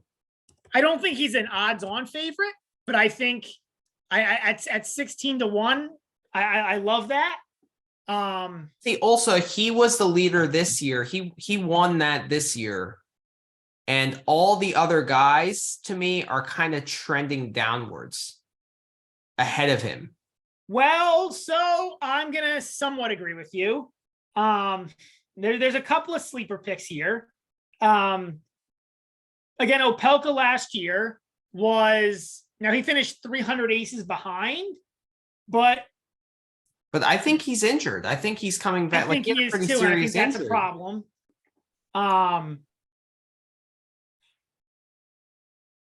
Well, so the other guy I would put money on here is Kyrgios at 6-1. I just don't trust that he's going to play a full enough schedule, though. Kyrgios last year was 37-10. He actually had a better winning percentage than Felix. Yeah, but he played so many fewer matches. Right. So because he doesn't play a full schedule. Do you think that Kyrgios is enough of a professional with his girlfriend in tow? Do you think that he is enough of a professional to play in 70 matches, which I think if he plays a reasonable ATP schedule, I think he gets there. I think he can win enough matches, especially on the hard court and the grass court to get there. And if he does that, he's going to destroy Felix. He's going to hit over 1,000 aces. So I would take that if I could get the plus 600, but if he breaks up with the girlfriend, it's a push. Then I would take it. Deal. Brad and Manny unofficial prop booking. But I love Kyrgios there at the 16-1. And I love Felix at the 16-1. I'm only taking Felix. Favors those two guys. I'm only taking Felix. I'm doing it right now. You know what? Let's put 20 on this, baby. Yeah, those are the two that I hit there. I think it's a joke that Isner is only a plus 150. He's just not going to play enough matches. I also think that the people on this site, they just think, oh, Isner has the greatest serve ever. He's going to serve a ton of aces. Yeah, as you said, but I think for Isner to play 40 matches, I'd be surprised if he even plays 40 next year. I mean, he went 23-17 last year. That's who he is as a player now. He's a 500 player. I think it's now. Yeah, the only fear with Felix is if he gets better. Because this is kind of interesting. If Felix gets better as a player, does he actually end up serving less points because he has more easy holds and more easy sets? Yeah, that's true. He played a ton of tiebreak sets. Whereas we know with Kyrgios, he's going to play a lot of tiebreaks. He's going to play a lot of long sets, probably a fair number of long matches. I like both. In terms of the odds, I like both. Who's my favorite to win the Aces title next year? I'm going to go Kyrgios. I would go Kyrgios over FAA. I'm still going to go Felix. Because I'm also looking at the price. I'm not just looking at the. Given the price, I'm going Felix. The price is obviously Felix. I'm saying who's going to hit more aces, 1-to-1, side bet $20, Kyrgios or FAA. I go Felix. I just trust him to play a fuller schedule. I don't think the return, the offseason was not long enough where he could really work on his return game. And I think he's going to get better at that, but it's not going to be significant enough where he's going to play way less tie breaks. So I think, and he's probably going to play 70 to 80 matches again this year. He'll play 80. He'll play 89. If he stays healthy, he'll play 80 to 90 matches again this year. I'll go Kyrgios. I just think the upside on Kyrgios. Kyrgios could hit 1,000 aces this year. I don't think Felix can do that. So side bet for $20. Sure. Side bet for $20. You got it. All righty. I like We're going to be paying off this Zoom pretty soon in terms of in side bets. All right. We're also going to do, obviously, at the end of the podcast, the side bet for the year-end top 8. So we will do that as well. Let's get into guess the lines now with with the rankings. So I saw what Bovada has to offer. I'm actually going to stop sharing the screen so you can't see it. All right, very good. So you can't see my screen anymore. So Bovada has these lines where you can bet over-unders on players' rankings. So in this segment, I'm going to have Brad guess what Bovada set it at so we can kind of see where he's heading and whether he can talk me into the over or the under. All right, so let me pull it up.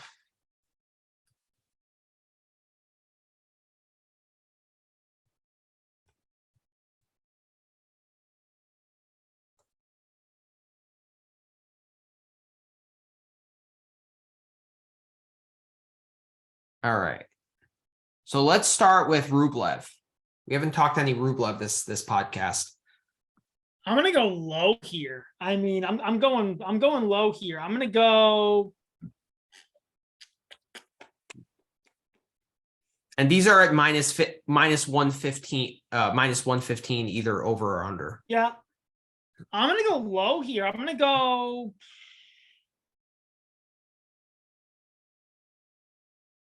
Maybe 13 or 14. I know he's been top 8 forever now. But there's just a lot of guys here, man. I mean, I really don't think it's likely at all that he gets top 10. I don't see Rublev improving at all to move up. Maybe I'm being a little harsh. And I'm sure so I think the line should be 11 and a half. I'm betting the line is 8.5. So Bovada sets it at 10 and a half. Ooh, so it's right in between what I said it would be when I said it should be. I said it should be 11 and a half. Should be 11 and a half. So you think he's going to be ranked lower than 10 and a half? So I guess by one spot. It's not by much.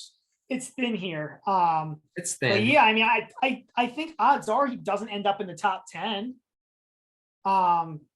He was 8th this year. I don't see him passing the guys ahead of him. And then you've got Zverev floating there. You've got there's just a lot of dudes. Yeah, I would say Holger Rune is going to probably be ranked ahead of him. I think he's more I think his game is actually more developed than Rublev. I think I look at Rune, Sinner, Berrettini, Zverev all having a chance. Then you get even down to a guy. I mean, like those guys all have some chance, right? I'm not saying they all will. I'm saying they all have some chance. Even at Kyrgios, especially if we'll see, but if Wimbledon's offering points,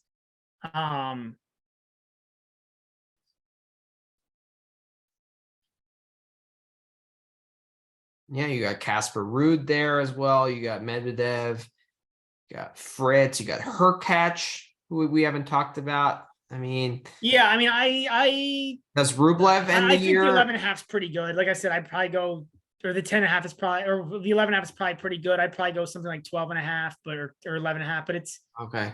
It's pretty well set. It's probably pretty well. What do you think? You know me with Rublev. I know you don't like Rublev. That's why I'm not asking. the biggest fan. Conversation. You think it's well set? I think it's well set. I'd probably go slightly under that, or is it over or under? If you say lower, under. Yeah. Okay. If you think it's going to be worse, like the number will be higher. Yeah, but if you bet under, is that like lower than 10.5 is like 9. So it's like reverse, right? What you're thinking. That's my assumption. Yeah. Okay. All right.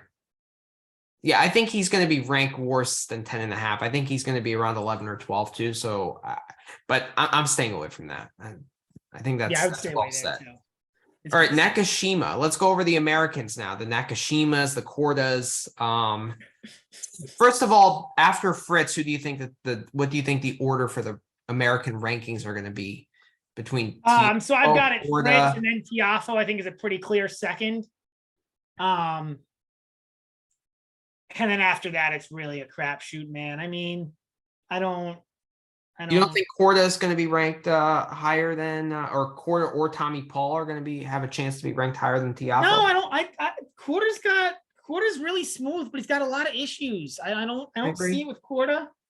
All right, let's go to Korda. What do you think they set his line at for his ranking?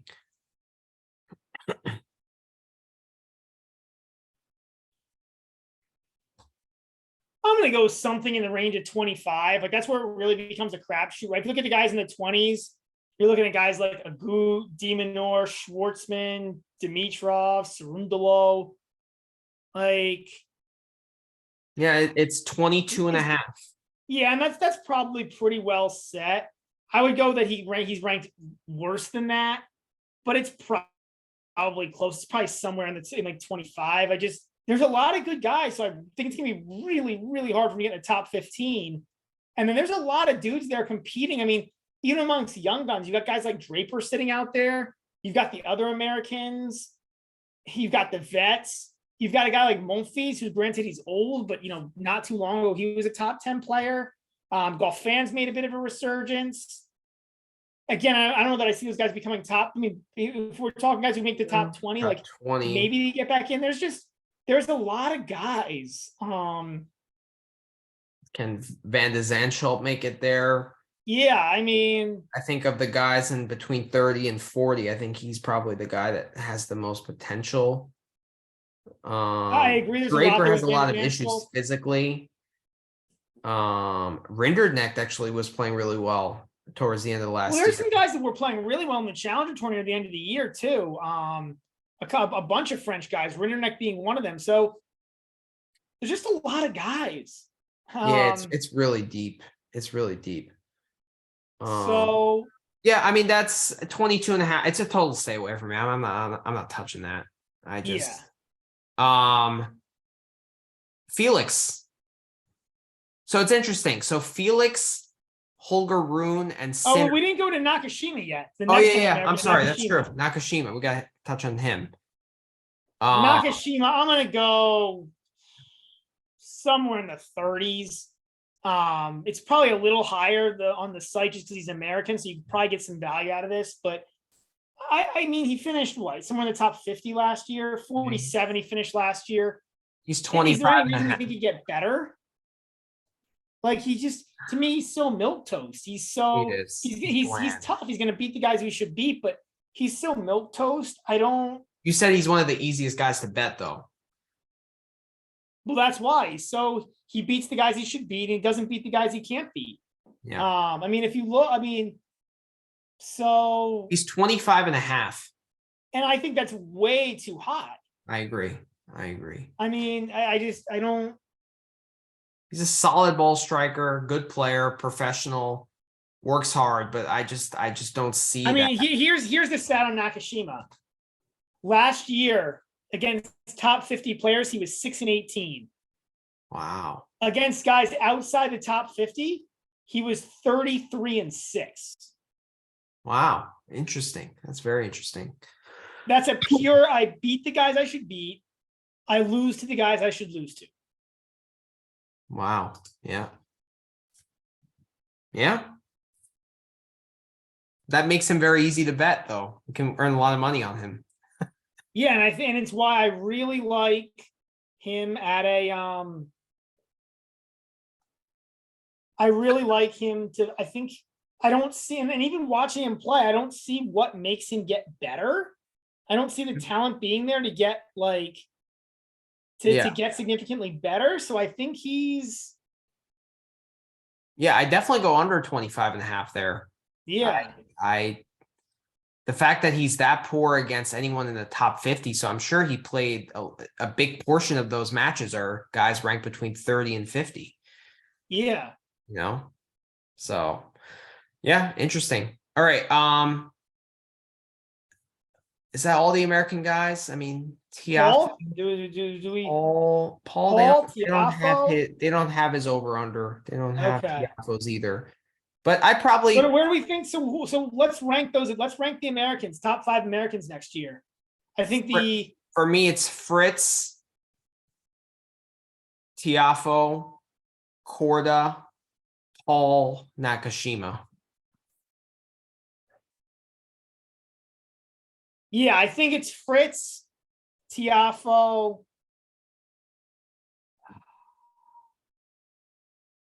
So I'm gonna go for. I'm gonna match you. I think you're right. You know, I think I'm gonna match you. no there. chance There's nothing Paul really to- over Korda. I think the Paul versus Korda is where I debated, but I think that Korda has more. He has smoothness slightly and more upside pure talent. despite holes, yeah.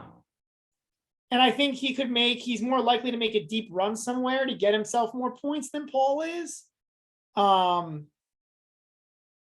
But I don't necessarily love Korda as a player either. I think it's pretty close. I think it's really close after Fritz. And I think between Paul, Tiafo, and Korda, it's really close. Mm-hmm. And it probably comes down to 1 or 2 tournaments. Yeah. Yeah.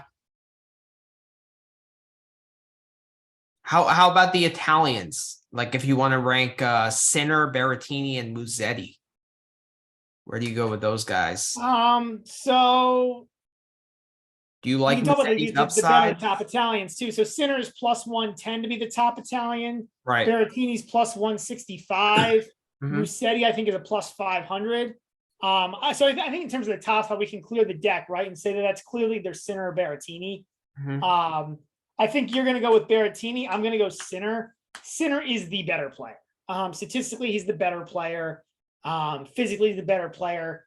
Berrettini does have a way of winning matches, especially at slams. But I'm gonna go Sinner.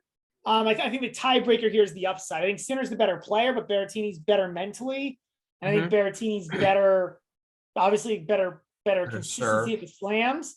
But I do think the upside is there with Sinner. I agree on the upside. I also like the price, like the fact that you're getting plus money on Berrettini.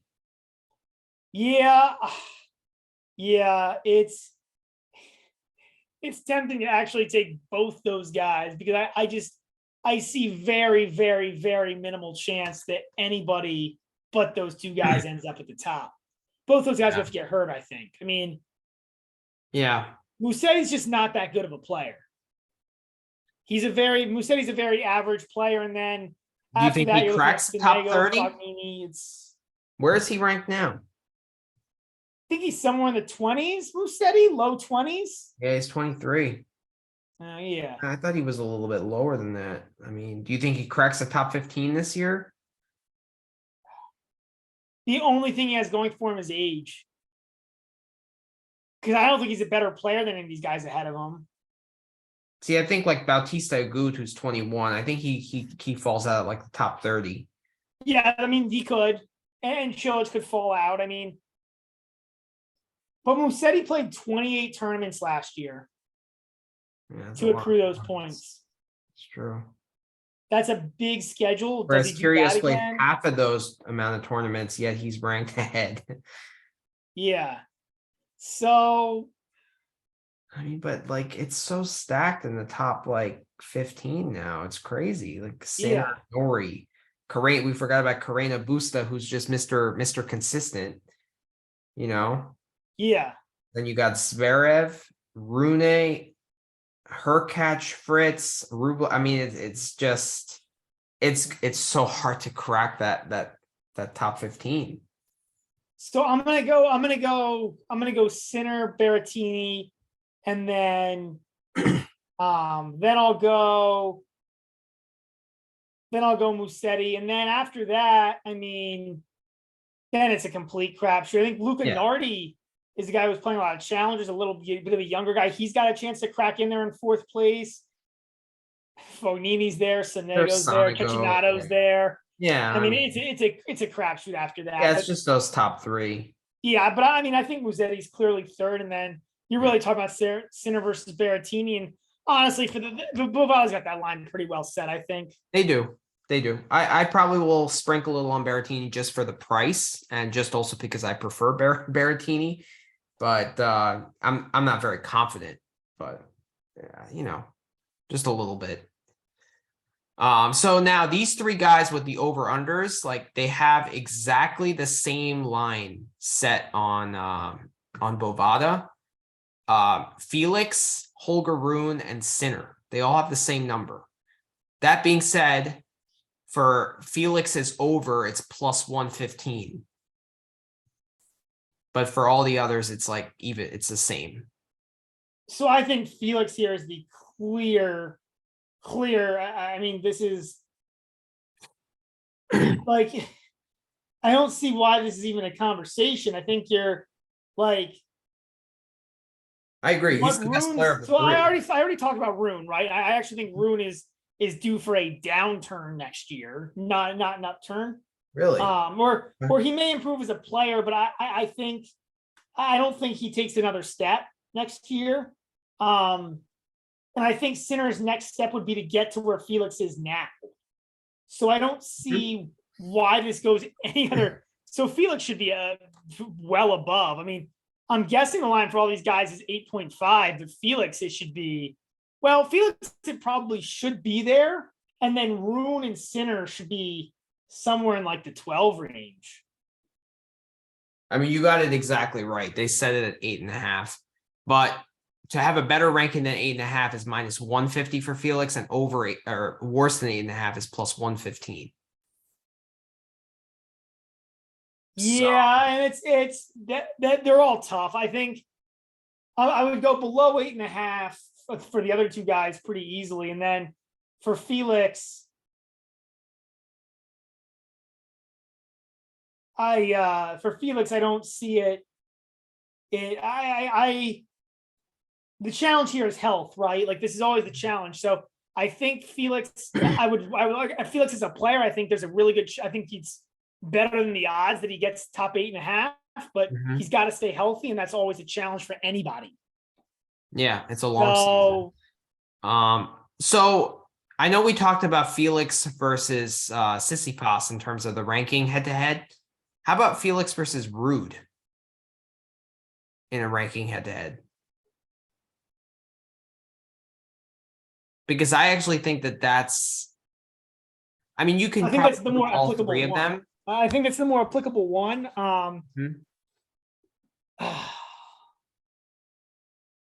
You know, Rude's over under. What would you guess his to be? That Bovada set slightly higher than. Well, then I'm going to go with like 6.5 or something because it can't be anything top 4. And then it should be lower than that because like something bad could happen. So it can't be. I mean, in my mind, it's got to be. Given that you told me that the other one's 8, it's got to be between 5 and 8. Yeah, it's 6.5. Yeah. So, but I think Felix, he has more upside, and I think he's due for another. He's also a better player. Rude is a 0 on grass. That's a good point. Good point. He is a 0 on grass. That said, it's a 1,600 point gap last year between Rude and FAA. They both have a tendency to lose some really ugly matches. Rude's only 23. We forget that. He's not like Felix is not that much younger than Rude. Rude also had a final in Miami we forget about, right? And a semi in Rome. A semi in Rome. Like it's not, he's not a one-hit wonder, and he's not a one surface guy. I'd agree with that, but I also, you got to look at the draws that he had in all of those events, and they were pretty easy. Like, look at his French Open draw. He was in that bad side of that weak side of the draw where he played Rune. And he got hammered by Nadal in the final. I know. I think this goes Felix because I tend to agree with you. I think Felix is the. I think he's got more upside to be the better player, and I think the tiebreaker is here that he's better on the grass. Yeah. All right, that's a good transition for let's pick the top our top 8s.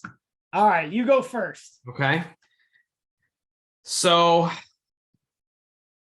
I'm gonna start from the top down, or I guess let's start from the highest rank to the lowest rank, because like we're probably gonna be more similar in the top. Yeah. Will probably differ like as it gets closer to 8. So Well, I guess let's talk about it. Like, so Alcaraz and Djokovic are obviously in, right? yes. Okay, good. So then who else to you is obvious? To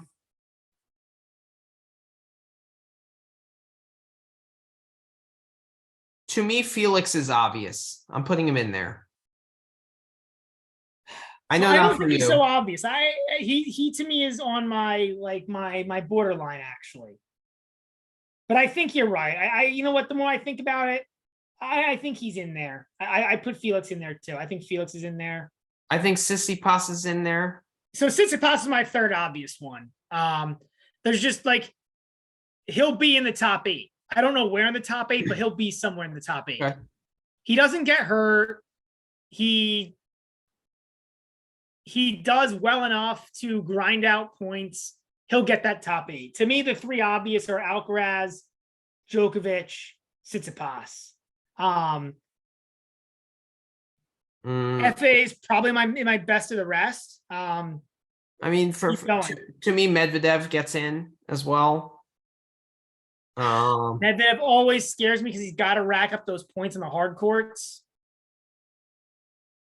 Yeah, I think there are enough hard court events to go around where he can get in, and I think he can manage a quarter somewhere in a clay event or in Barcelona or something, and squeak out a 16s at Wimbledon or something. I think he gets in there. I think that the track record is good enough where I can see him being a consistent fixture in that event. So I think he's there. Jesus. I think Holger Rune is going to be there. I think so. All right. So far we've got Alcaraz, Djokovic, Felix, Medvedev, Rune. We gotta write it down, because we're doing a side bet on this, right? Yep. $50. Yep. All right. Whoever gets more, it's $50. Yep.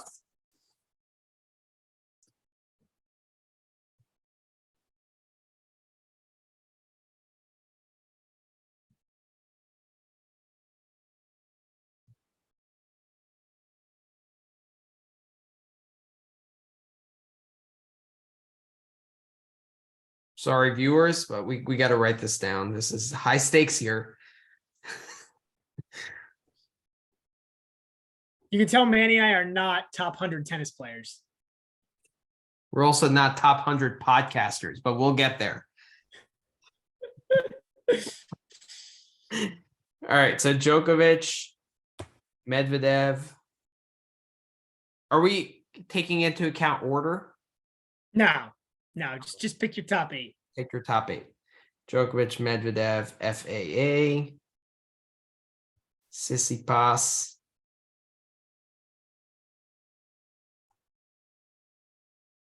Rune, Alcaraz. So I need 1, 2, 3, 4, 5, 6. I need 2 more. I'm going to go with Fritz.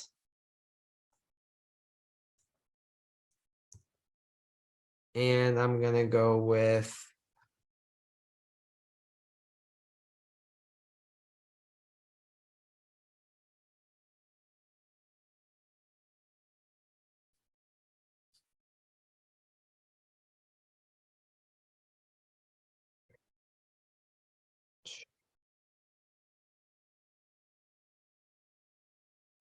Berrettini. There you go. That's my top 8. Djokovic, Medvedev, Felix, Tsitsipas, Rune, Alcaraz, Fritz, and Berrettini. All right. So once I go, you're gonna want to make some changes. I'm pretty All sad. right. I looked at those like the rankings. I like where I'm at. I like that. What do you got? All right. So I've got Alcaraz, Okay. Djokovic. I think those are obvious. I think Tsitsipas is also an obvious one. I just again, he's the best attacker in the game. He's too good not to end up somewhere in the top 8. Okay. Then it starts to get tough. Mm-hmm. I like Nadal to still get a top 8. Oh, I forgot Nadal. I told you, buddy, you had the disadvantage going Oh first. shit. Yeah. No, I just actually forgot. I don't know how I could forget about probably the greatest player of all time.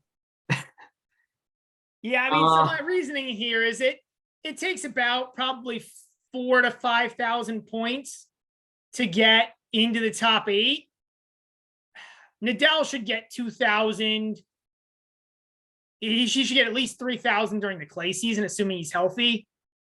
But they also have that slam rule. Remember? Well, this is not taking the slam rule into account. This is just top 8 final year-end ranking. Oh, okay, we're not taking the slam rule. It's not who gets into that tournament. It's who gets. Okay, it's who's final top 8. Okay, all right, fair enough. We just got to.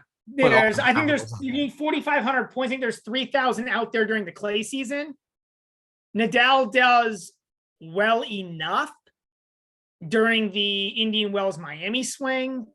He'll do well during the Golden swing. I think there's the Golden swing being the swing in South America, and Central America and Mexico.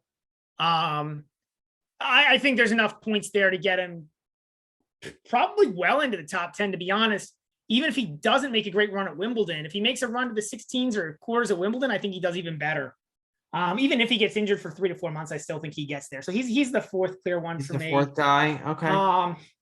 You're right on Medvedev. There's too many hardcore tournaments for him not to get there. So he's 5th.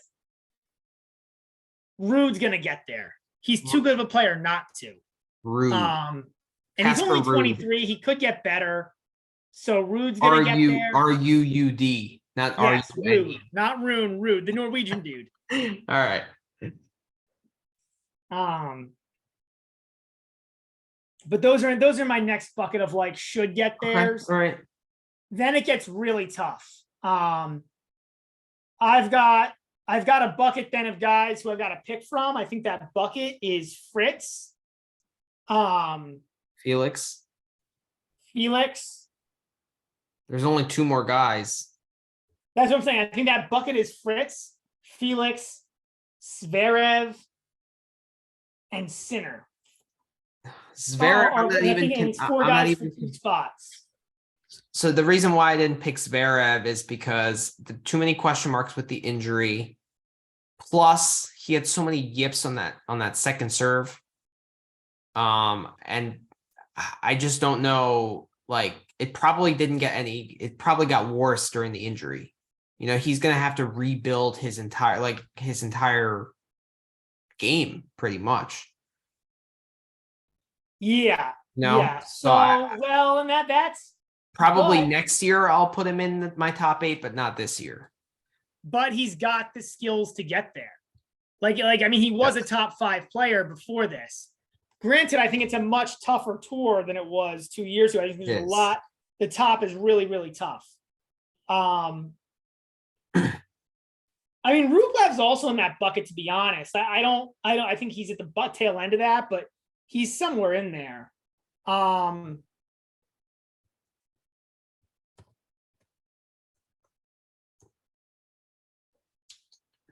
So who are your last 2? Yeah, so this is why I'm thinking. Fritz Mm-hmm. and FAA. All right. I'm like, so I actually forgot about Nadal. I'm gonna have to make some changes as you. That should have been the side bet. Will Manny make changes?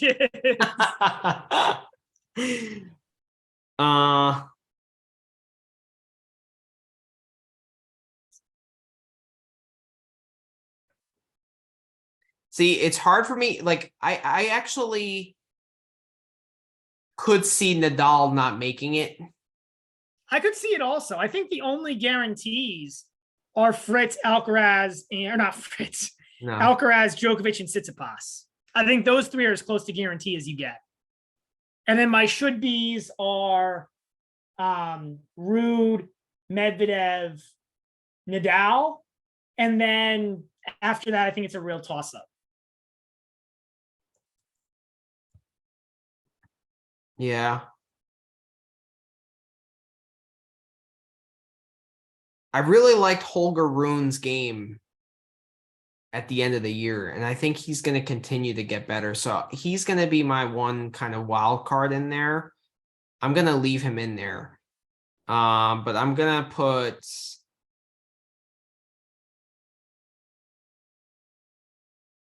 instead of Fritz and Berrettini, I'm going to put Nadal and Casper.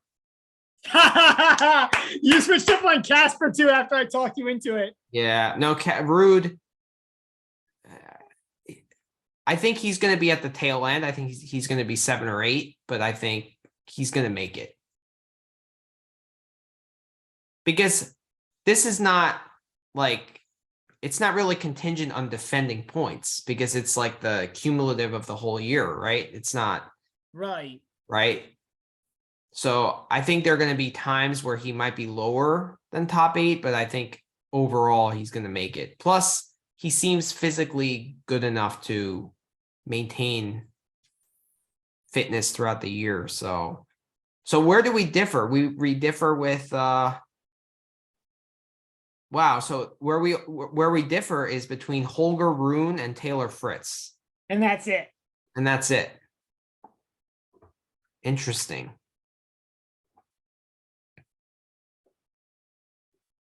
And if they don't make it, I think we should add tiebreakers. So we should put the order. Okay. All right. So the order will be the tiebreaker if both of them don't make it or both of them do make it. So Djokovic 1 for me. I put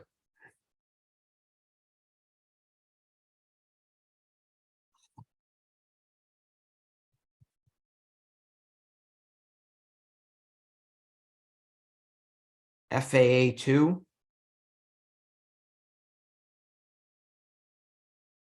Alcaraz 3.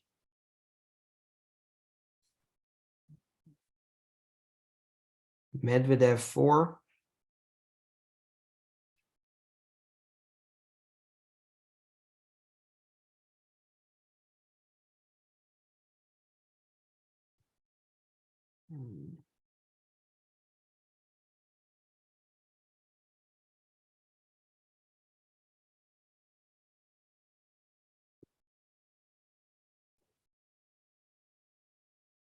I'm gonna put Tsitsipas 5. I'm gonna put Nadal 6. I'm gonna do Holger Rune 7. So wait. For all your trashing of Tsitsipas, you're putting him at 5.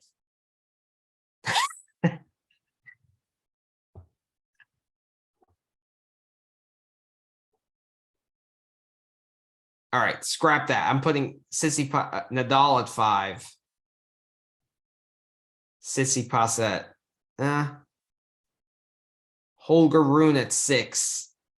Tsitsipas at 7. Rude at 8. That's where I'm going. All right. I still don't like Tsitsipas. I think he's overrated.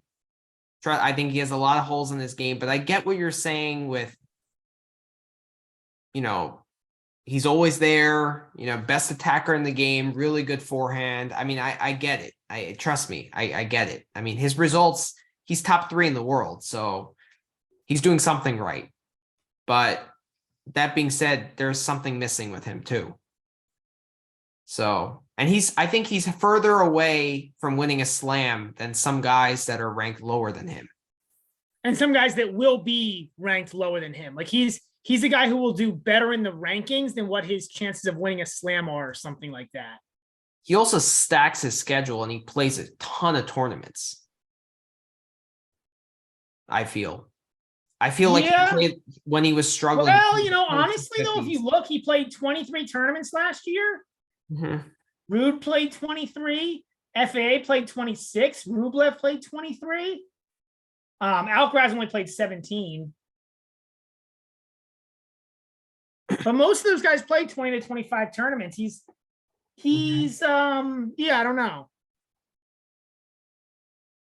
But it feels like he plays a lot of tournaments and he takes like longer breaks, but I don't really have any data to back that up. All right. I'm gonna go. I think I'm gonna put Medvedev ahead of Alcaraz. I mentioned at the beginning of the podcast that I see a sophomore slump with Alcaraz. I didn't like the way he was trending at the end of the year last year. So I'm going to do Djokovic 1, FAA 2, Medvedev 3, Alcaraz 4, Nadal 5, Holger Rune 6, Tsitsipas 7, and Casper Ruud 8. You got that? All right. Go ahead. It's yours. All right. Yours. So I'm going to go Djokovic 1. Mm-hmm. I'm going to go Alcaraz 2. He's too young and too good not to get there. Okay. I'm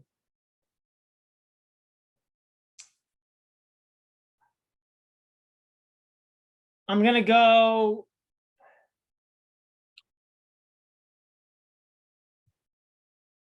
Nadal 3.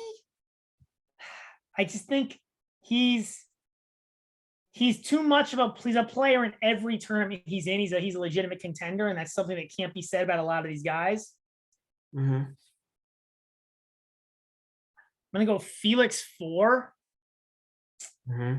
I do like Felix. Well, maybe I won't go Felix 4. Now it gets really tough. Now it gets just brutal because I think it's gonna be close.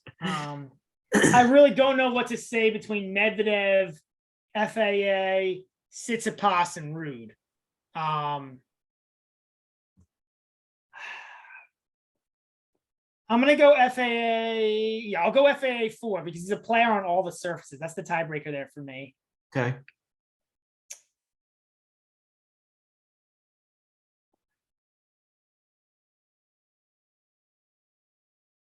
I'm gonna go.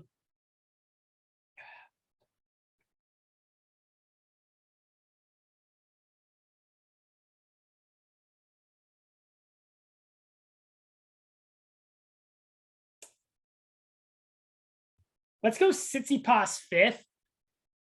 Okay.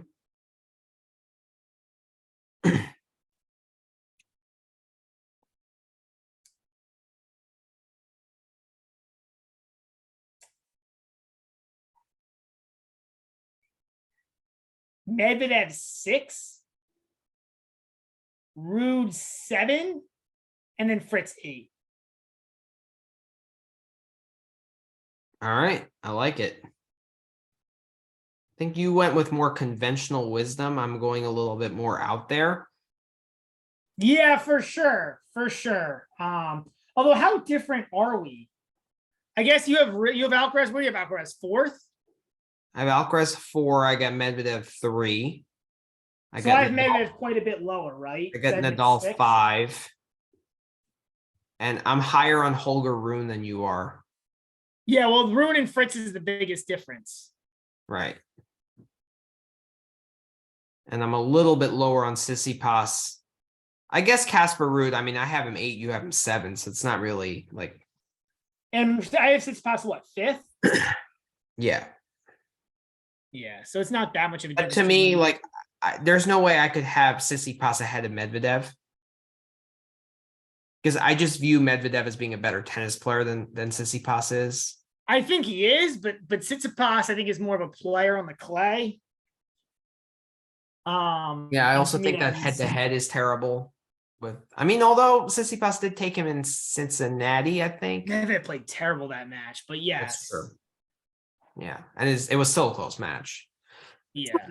But were you there at that one, or you went home? No, I went home right Went home before. right before. Yeah, Right it was like raining and stuff. It was all right. So $50 side bet on that. We'll post it on Twitter. We'll see how Somebody's we gonna be eating their words. yeah. It's going to be quite the interesting season. So before we go, I know this has been probably way longer than we expected, as it always is, as we're so passionate about fuzzy yellow balls. But let's come up with a parlay for tomorrow's United Cup action. Not our favorite tournament of the year, but tennis has started, and we got to get into It's it. a tournament. It is a tournament. Tournament. Theoretically, Tennis being played. they are hitting the ball. Theoretically, And they do care. They're ranking points on the line. So there are ranking points on the line, so I have to bet it. we No have way to out of get it. Have to. Vavrinka versus Bublik. But I think that's tonight. That is, well, it's 2:30 in the morning. Yeah, so we're gonna go true tomorrow. So let's go to day 3. All right. So what's out there? So we got Zverev versus Lechka. You got Nadal versus Nori. Is this Zverev's first official match back? It is. And you get -5. Zverev is a -5 against Lehechka. Are you saying hit the +5 for Lechka? Saying 5's a lot of games. A lot of games. I agree. I might even sprinkle a little on the money line there. +575 Yeah. on the money line. Yeah, I mean, supposedly Zverev has looked good in exhibitions, but those are exhibitions. I'm probably going to be a little bit more wimpy and go Lechka +5. Well, if Five's we're a going lot into of parlay, games. I don't see how you can go with the money line. That's a single bet if you sprinkle Yeah. on it. So I like Lechka plus the 5. Okay, I like that. Another match we can talk about is Nadal Nori. I think that's actually a very, very interesting match. I actually like Nori. I mean, the problem in this match is I like Nori's form more than Nadal, but the matchup for Nori is so bad. It's like probably the worst matchup for Nori in the entire tour. Because But I like Nori's form better, and you're still giving 3 games if you take Nadal. You have to give him 3 games. I don't like this one to bet on. I mean, if you parlay it, I think doing like an over would be better. The over is 22.5. It's a lot. It's a lot. It's a lot of games. For the guys, we're going to break a lot. Do they have break props? I doubt it. Not for United Cup. They have first service break, but that's a crapshoot. Yeah. Can Nori win a set? That's -145.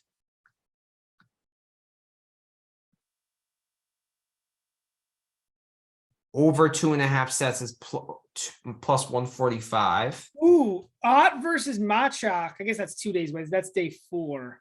Yeah. Forge versus Cerundolo. There's just nothing to. There's not much to bet here, man. It's a tough day tomorrow. I think The I'm only gonna thing I like here is I like Lechka plus the 5. 5. Okay. Say your bet of the day tomorrow. How about Gofan and Dimitrov? Gofan and Dimitrov. Well, we know our thoughts on Dimitrov. Trying to bet Dimitrov is just. I know. I like maybe the under on Gofan Dimitrov. under 22. Yeah, because Dimitrov should win that, but he might not show up, and then Goffin kills him. I might just, in a parlay, I might just do Dimitrov money line at -200. No? I just hate because he could just not show up. Yeah. Like he'd just be absent from the match, and and then you lose.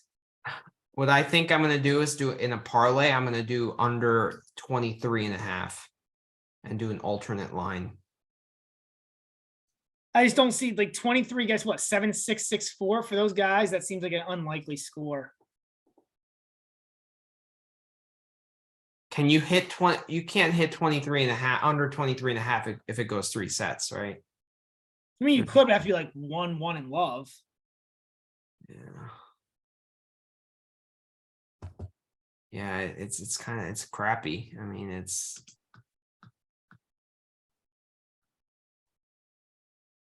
It is craptastic.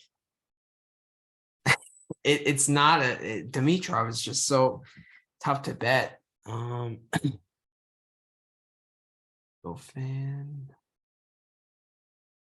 fan to win a set is -150. It's probably the way to go. Probably. But even then, man, like Dimitrov is the better player. You're just hoping.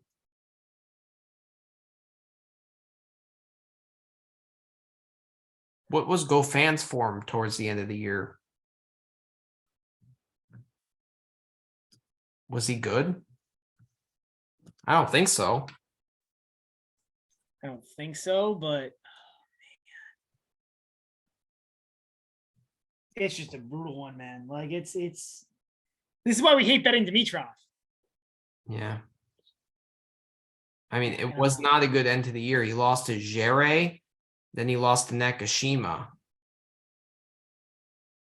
For Goffin, it wasn't a good end of the year. No, it was terrible. And he lost to Gasquet 2-6. So then take the under 22, because then Dimitrov should beat Goffin, but maybe Goffin doesn't, maybe Dimitrov doesn't show up.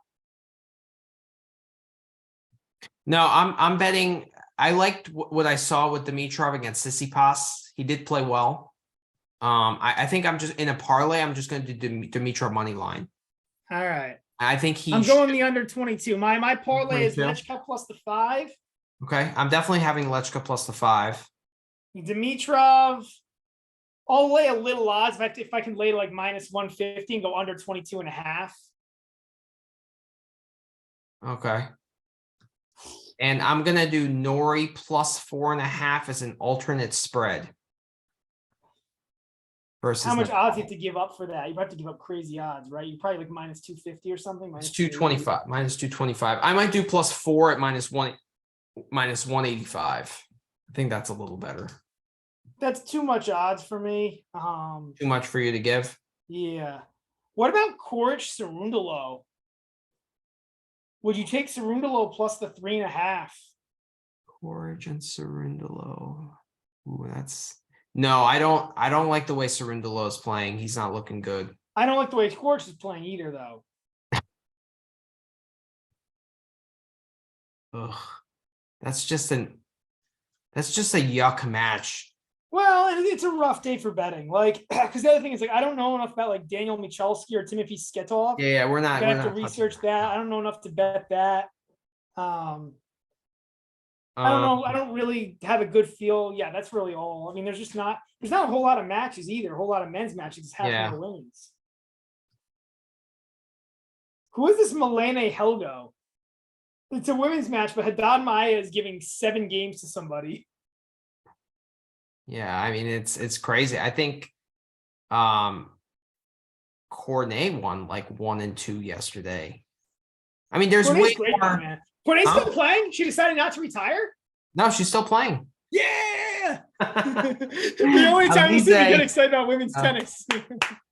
Oh, Machak probably won't play because he got hurt badly against Tiafoe today. So I wouldn't even touch that because it's going to be a push anyway.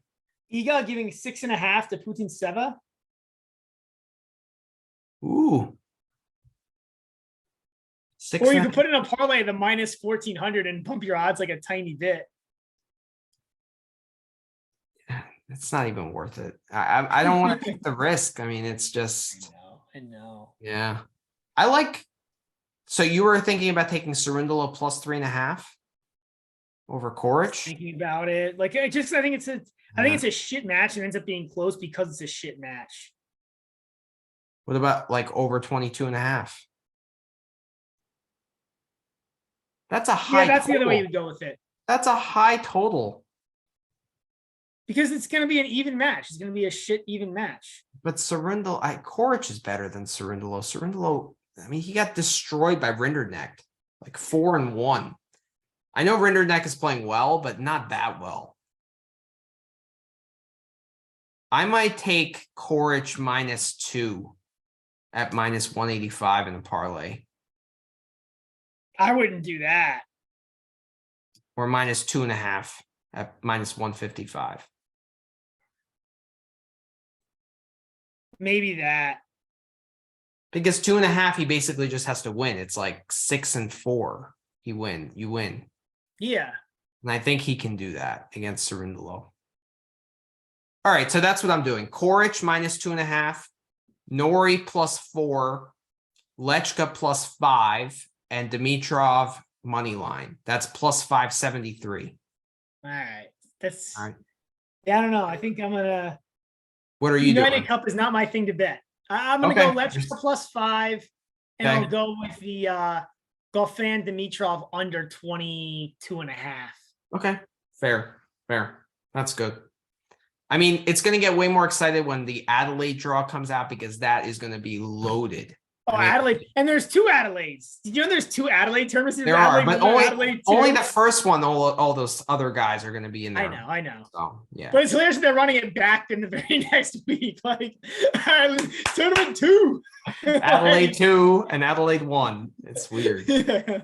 Weird. Do they give out the same trophy? Like, two guys walking around the same? Because they're both 250s. So the 2 guys get the same exact trophy. Like, do they have a playoff match at the end? Like, who was the real champion of Adelaide? They should. Yeah. And the winner gets like a